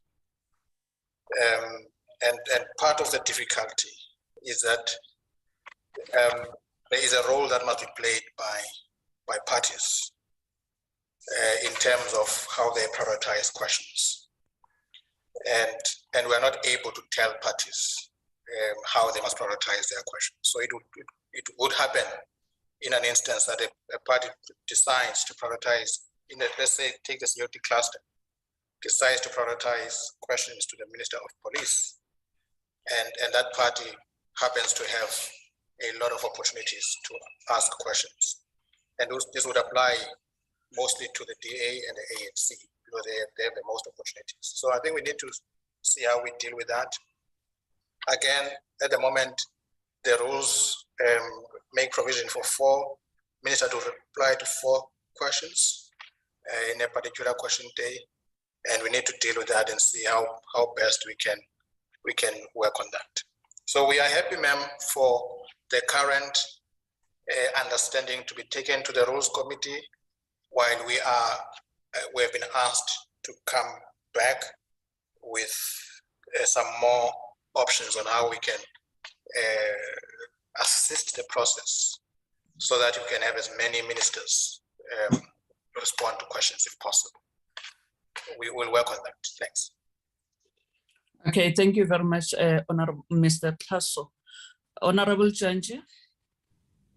Chair, no, I think, Chair, I hear a summary in terms of this issue and going to the Rules Committee. I would have wanted to avoid a piecemeal approach on this, and without contradicting the summary, and especially given what Mr. Klauser is saying, that it will be good that we allow them to do that exercise, because the point he's making firmly, which I agree with him, is that part of the reason why we're not able to get the spread, it is a function of parties prioritizing their questions. And so that we're able to problematize those kind of issues. And then because I don't know what will be the rush for us to just tick the box here instead of attending to the matter, perhaps in a more sustainable way. I would err on the side of asking them to go back and come back with a more thoughtful, even if they look at other jurisdictions, how these things would be done. So that would really be my approach, Chair. Thank you very much. Thank you, Honorable Janji. Honorable Papo. So it means the status quo has to remain, but the parties must then be advised to prioritize across the cluster to make the questions to the various ministers instead of one or two or three out of six. That issue then needs to be through the whippery that needs to be dealt with. I wanted to ask Mr. Castro the issue of whether this discussion we're having around questions relate to also the issue of how do we enhance engagement in the House so that people can be engaged further. For example, the rule says you ask a member a question, and then if they refuse, it ends there. But in other jurisdictions, you find that it's written question or comment. And then if they say no, you are then allowed, you are given, it's either 60 or 1 minute to comment on immediately what they would have said. So I'm just saying, is it linked to this issue or is it a separate matter? Because initially after 94, we had this status quo of Parliament of the NA now, where a person says something and you know that thing may be factually incorrect. You cannot even correct it because they refuse to take a question. But if you comment, you clarify it. Whether they want to have your question, you are commenting about that matter. So I'm just saying, is it a matter of expanding on the rules? But I agree with Honorable Janji that the status quo has to remain, but with parties being advised, but then more work done in relation to what Mr. Castro would have said. Thank you very much. Let me, Mr. Castro, let me take on Honorable Lisoma, then I'll come back to you. Honorable Lisoma? No, Chair. Thank you, Chair. I think before we even repeat ourselves, someone was saying spread questions to all departments, come with various scenarios and its implications, explore mini plenaries. Did I hear you correctly? That's what you summarized. And then if that's the case, then I will agree with Honorable Tank, because it captures the spirit of what he said in one line. Thank you. Thank you very much, Mr. Castro. Mr. Castro? Yes, ma'am. No, I think the point raised by Honorable Pabo relates to quality of replies, and I would suggest that maybe we deal with it separately and see how we can enhance that. Because there are certain obligations. The minister is required to respond to the points raised in the question. That's what the guideline, the practice on questions is currently. And the question really is about enforcing that, to what extent, how far one is able to enforce that. That's a matter that needs to be discussed further. Thank you. Okay. And here we are talking about questions for oral reply. We didn't include questions for written replies, no? Mr. Castro, or we're talking about questions in general? I think it's mainly the issue of opportunities mainly applies to questions for oral reply. Okay. Honorable Singh? Chairperson, we've been talking for some time now about questions of a similar nature. Now, when the president last did questions in the House, I can recall at least 3 of the questions that were put by different members, which they are entitled to, was on the same topic. Now, when it comes to motions, we have a system where the table will inform a party that this motion has been already tabled by party X or party Y. Now, when it comes to questions, because each party would have their own priorities, can the table not consider some kind of a proposal where, because you'll submit questions, we'll submit questions, and I don't know what you are asking, I might ask the same thing. Can the table not assist in that regard to inform a member or a party that a similar question has already been placed on the table by party X or party Y? Is that not a possibility? Otherwise, we are working on the principle of sifting at the moment and bringing to the attention of parties. Can't we do that for questions as well, oral questions? Thank you. Thanks, Honorable Singh, for raising that. It's a very important point that you are raising. Mr. Kaso, is there anything that's preventing the table, the NA table, from doing as you do with motions without notice? Chair, I will have to discuss with the team, my team in the questions office. But I do know that there are interactions that happen with the parties on questions, and sometimes parties feel strongly about their particular question, and they may argue that the angles being taken are different. But it's a matter of concern. I'm also concerned about it, and we grapple with this when we have to submit some of these questions to the speaker, because you'll find that 3 of the 6 questions are on ESCOM, for instance. One will be asking about generation, and other will be asking about blackouts or load shedding, but they're all on ESCOM. I ask that I engage my team further and see how else we can manage this. And of course, we'll need the cooperation of the parties themselves, because it's their question in the end. Thanks, ma'am. Thank you very much. So at the next meeting, we'll report in terms of how we are dealing with it, which is correct. Thank you very much, Mr. Tasso. That will be very much appreciated. Honorable Papo, your hand is up. I just wanted to clarify. I was not referring to a comment after a question. I'm referring to the House sittings when we are debating, the speeches are made, and then you ask the question. That's what I was asking, it's a separate matter. It's not about questions, because a notion that a member who disagrees with the answer from a minister, and that's a problem. I mean, how a minister responds in terms of the content, it can be dictated by the person who's asking the question, because some of the questions are political. And if they answer politically, somebody says the minister has not answered the question, they don't agree with the political content of the answer. It's not that the minister has not answered.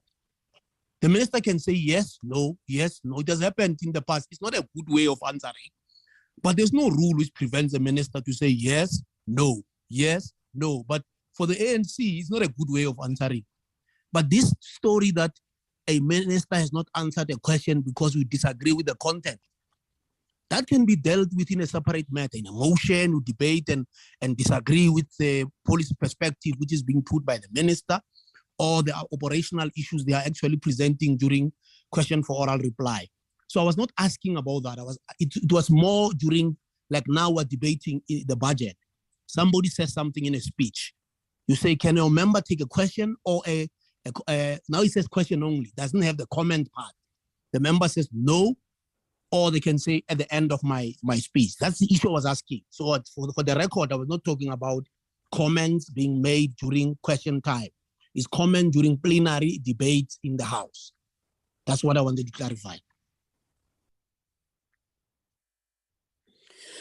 Thank you very much, Honorable Papo, for that clarity. Honorable members, we've heard everything that was said, and Mr. Kaso is committed also to go and look into the issues that were raised with regard to this, the questions with these opportunities for smaller parties to raise questions. So what we are going to do now, honorable members, is that this document will accompany that one of this one of guidelines.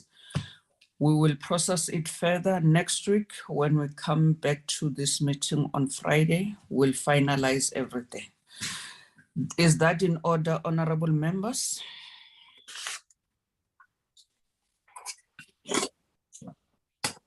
Anise amen phela nomfundisi makashumayela nithi amen.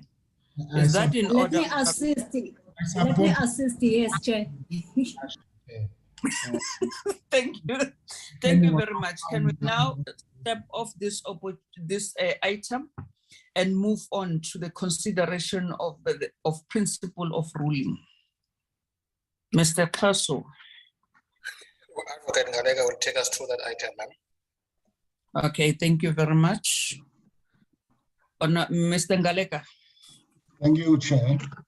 Chair, on the 16th of March this year, the Chief Whip of the Opposition, Ms. Mazzoni, requested the Speaker to refer a ruling given by the Chairperson of the Portfolio Committee on Mineral Resources and Energy, Mr. Luzipo, at a meeting of the committee on the 8th of March. She requested her to refer to the Rules Committee in terms of Rules 8 and 92. In her letter, Ms. Mazzoni states that in response to a view raised in the committee by Mr. K.J. Mailham, another member, Mr. S.M. Kula, stated, and she quotes the minutes, his objections were based on the superiority of believing whiteness and nothing else.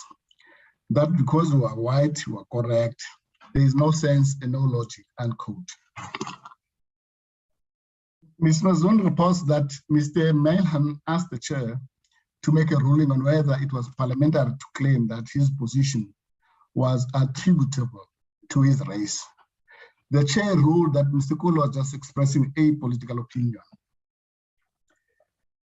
In terms of Rules 8 and 92, the Speaker is empowered to refer a ruling to the Rules Committee, but the subcommittee may only consider the principle on which a ruling is based. Now, to quote the rule in full, about to get the relevant part of the rule, that is Rule 92.12b, the Rules Committee may deal with the referral in terms of paragraph A as it deems fit, provided that it must confine itself to the principle underlying or subject matter of the ruling concern, and may not in any manner consider the specific ruling which is final and binding, unquote.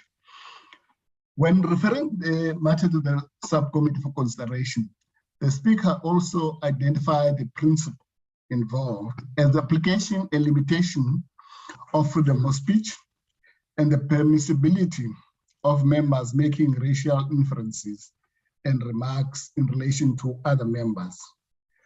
In my view, the question before the committee then is firstly, how it wishes to proceed with the matter.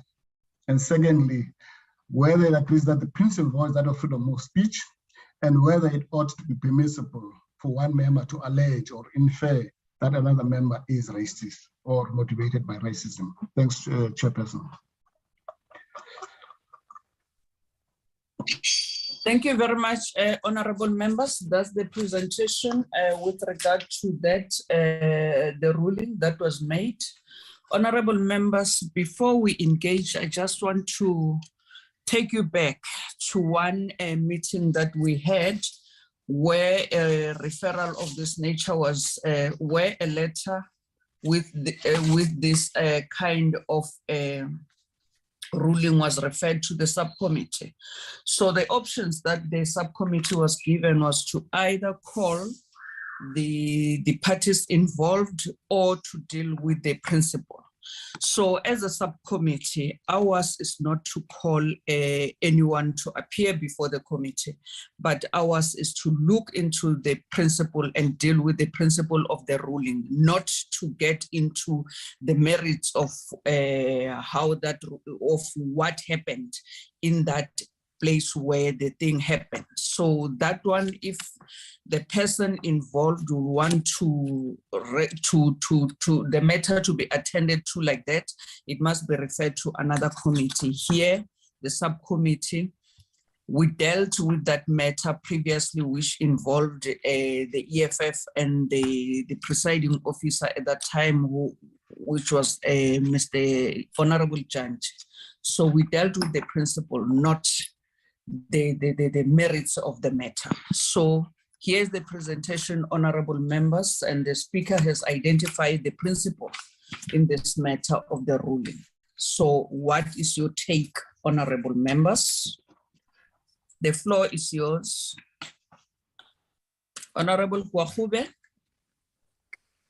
Thank you very much, Chairperson. I think that having read the discussion document on this, and having seen how the matter was dissected to really extract what the principle of the matter is, I agree with you. I don't think it is within the ambit of this committee to go back into history, into what has happened in committees. But I think we have to really dissect what the principle of the matter is.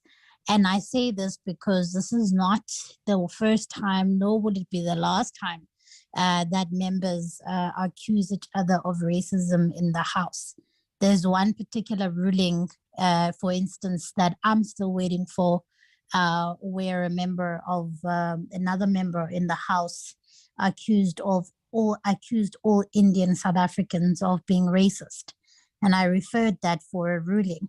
So I think that if we are going to really ascertain the principle here, we've got to understand, while we can affirm the principle of freedom of speech, it's got its limitations, because to label somebody as racist, or at least to box their view in a way that says it's only because of the color of their skin, really is not even in the spirit of the House.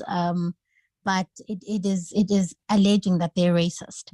And so I think this principle, if we agree here about the fact that people can't simply go around calling other members of parliament racist, it will assist even in other rulings, as I say, that, there's a matter still outstanding about calling Indian South Africans all racists.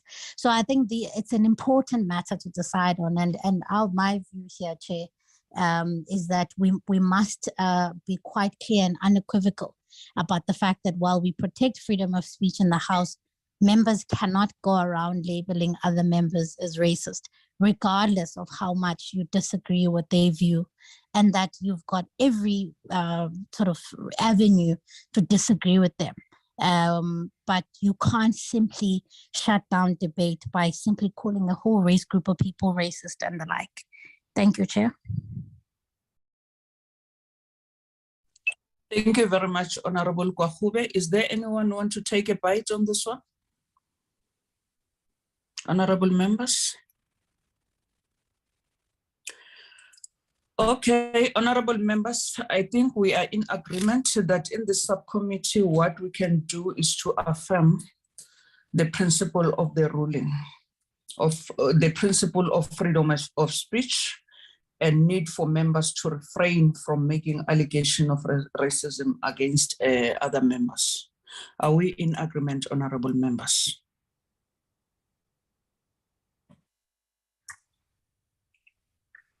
Honorable Papo? Agree, Chair. Honorable Papo? I just want to check, is the principle on the one of racism, because it can be tribalism, it can be sexism, it can be homophobia. So I'm just saying, is it on other intolerances, or is this one specifically on the one of racism? Because all sorts of generalization about people and so on, generally it's a problem. I think I just want to check whether it's on this, is it on this specific one, or in general we're talking about generalization about national groups or particular tribes, calling them just using a general term to define people. I just want to check with the table whether when we are affirming the principle on this specific one, and we'll deal with others as they arise.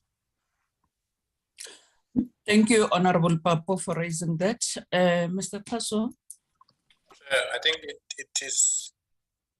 it would make sense that if there are related issues that the subcommittee wishes to emphasize, we use this opportunity, and so that we don't have to come back to a similar matter when you come back. So it is an opportunity to cover the issues that Honorable Papo has raised, and we affirm the principle of those issues. Thanks. Okay. Thank you very much, Mr. Tasso, for that. I think we are in agreement that all the issues that Honorable Papo raised, we reaffirm them. We affirm them as the subcommittee, that members refrain from raising those issues against other members. Are we in agreement, honorable members? Agreed, Chair. Thank you very much, honorable members. This was our last item. Honorable members, we need to be patient with each other when dealing with these rules in the subcommittee. We know that this parliament we are in now, the sixth parliament, is not a normal one. We have people who are hell-bent to make sure that they want to disrupt their house. So whatever we are doing in the subcommittee and the rules committee, the rules that we are amending are rules that must stand the test of time. So with those few words, we are not amending rules for specific party or for specific people, but the rules that will stand the test of time, the rules that will be used for generation to come. And amending the rules is not a once-off event. It's a continuous thing. Rules amendment, the rule book is a living document, like Honorable Janji used to say that there are living documents. So we'll keep on amending. Sometimes we might not agree, but what we must have at the back of our mind is what is it that we want to achieve in that house, because we are supposed to be honorable members, not horrible members of parliament. So with those few words, I declare the meeting closed, honorable members. Oh, sorry, Honorable Papo, your hand is up. That issue which member Janji wanted to raise and said we'll come back to it at the end. When are we going to do? Are we still going to do that? Yes, please. Sorry, I forgot about it, Honorable Papo. You may come with it now. The follow-up written questions. Honorable Papo. Remember, Janji wanted to put it on the agenda. You said it will come at the end. Maybe he can explain. Yes, I'm saying we can deal with it now. We have finalized, we have finished everything, so we are left with that one. It does not seem like Honorable Janji is still on the platform, ma'am, but I'm trying to check. No, he's not. Oh. Okay, it's disconnected. Maybe can raise it with you, and then you can see how you bring it on the agenda. I think the one thing, ma'am, that with your permission, the one thing that maybe I can report on that, yes, is that the speaker writes to the executive quarterly on questions that have not been responded to, and writes to the LOG, to the leader of government business, and also to the affected ministers for them to provide reasons. And that is what has been happening up to now. And I guess Honorable Janji will indicate what aspect of that he wanted to raise for the meeting next. Thanks. Okay. Honorable Singh? Chair, thank you, Chair. Just on this particular point, I think perhaps we did agree that the speaker will write, but one of the committees, I know I was not on that, decided that there will be a parliamentary sort of committee as well. You give the speaker an opportunity, and if you find that those ministers have still not responded, then you take the matter further. Has that kind of instance arisen through you to Mr. Kaso? Thank you. Thanks, Mr. Singh. Mr. Kaso? I've got my hand up before he responds. Mr. Kaso? I think Honorable Papa would like to come in. If you do. Okay. Honorable Papa? Currently, the question for oral replies, there's a trailer there. They are then put for oral reply. That's my understanding. Sometimes they are withdrawn a day before because they would have been answered. So I don't understand what Member Singh is talking about, because when we amended the rules last year, we said that if those questions, the time has gone past, they will then be added onto the questions for oral reply in the House during cluster meetings. The other issue is we amended the rules, but there's a problem also where members generalize. Ministers are not answering questions. But when you look at the schedule, you find that there are 2-3 ministers out of the team who the threshold is 10. That's the executive. They said if the questions go beyond 10, not answered, then a red flag is raised by the leader of government business in the cabinet. But there's these statements which are generally made. That's why the problem of generalizing about anything, it is irrationality. When we've got 23 people, 4 people do wrong things, you say, oh, these 25 people are not accountable to Parliament.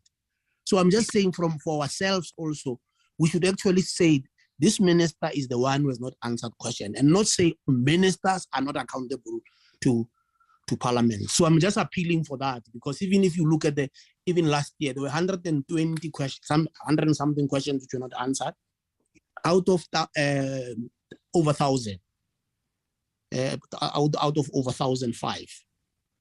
So when we say 120, we don't say out of what. And then it creates an impression of people not accountable, but you check other ministers, they've answered everything. And then they are lumped in that statement of people not being accountable.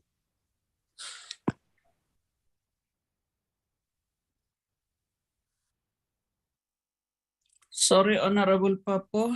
Thanks, Deputy Chief Whip. I finished. Thanks, Honorable Soma. Thank you very much, Honorable Chair. Your connection, my network has got a challenge. Chair? No, I was referring to Honorable Papo. You may come in, Honorable Elisoma. Okay, thank you very much, Honorable Chair. Honorable Soma, the platform is yours. Yes, thank you very much, Honorable Chair. The point is that I guess when we engage on the matter, I think Honorable Papo is correct. I think we were promised to get a schedule thereof that will indicate, because we agreed that there are due processes that the matter must be raised with the leader of government, and then the serial offenders, if I may use that word in terms of responding, that they are being sensitized that they must respond to the questions that members have asked. If then in our next sitting, Chair, if it's possible that we can get a picture, even probably not with the names, but to say these are the ministers, so that we can focus to those ones instead of brushing everybody in the same brush with the same paint color, as it were. So that will be my appeal. It will help that since the matter has been formally, even in the Rules Committee, raised and continues to the leader of the government, is there any improvement thereof? Thank you very much, Chair. Thank you, Honorable Soma. Honorable Kwahube. Thanks, Chairperson. Look, I think the point here is well made, and I think we are all in Edom about the fact that the reality is that ministers have to answer questions. There's a reason why the rules stipulate that they have 10 days to answer written questions. So the rules also provide for oral written questions that are not answered to then be asked in an oral fashion. But if there's 120 of them that are about to lapse at the end of a parliamentary term, it is impractical to find space for them to be answered in an oral question session. So I do think and I agree with Honorable Lesoma that we must have a list of serial offenders. I know that in our parliamentary operation as a party, we collate those stats and we know which ministers are the serial offenders. I take the point about not generalizing the whole cabinet, but ultimately there has to be a system that is not just simply ad hoc, that every once in a while or every couple of weeks, the leader of government business is given a report that states that these are the questions that aren't being answered. They have now, it's been 30 days or whatever the case may be that they have not been answered.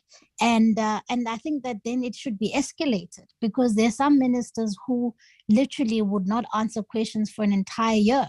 And then only when they are being shamed about it, will then they just do a data dump at the end of the year. That defeats the whole purpose and makes a mockery of the whole process. So I would agree with Honorable Lesoma about flagging the serial offenders and that there be an intervention. That is not an ad hoc one that deals specifically with the leader of government business to flag those people who are bringing, obviously, the collective, which is the cabinet, in disrepute by not accounting to Parliament. Thank you.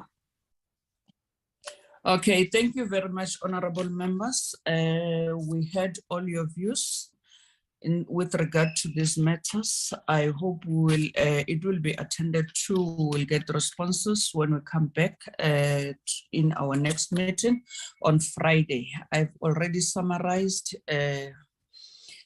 with regard to closing this meeting. Thank you very much, honorable members, for attending. Thank you very much, the parliamentary NA table officials, for your attendance and assistance always. And thanks to our political staff members who are always supporting us when doing our job. Thank you very much. The meeting stands adjourned. Thank you very much, Honorable Chair and colleagues.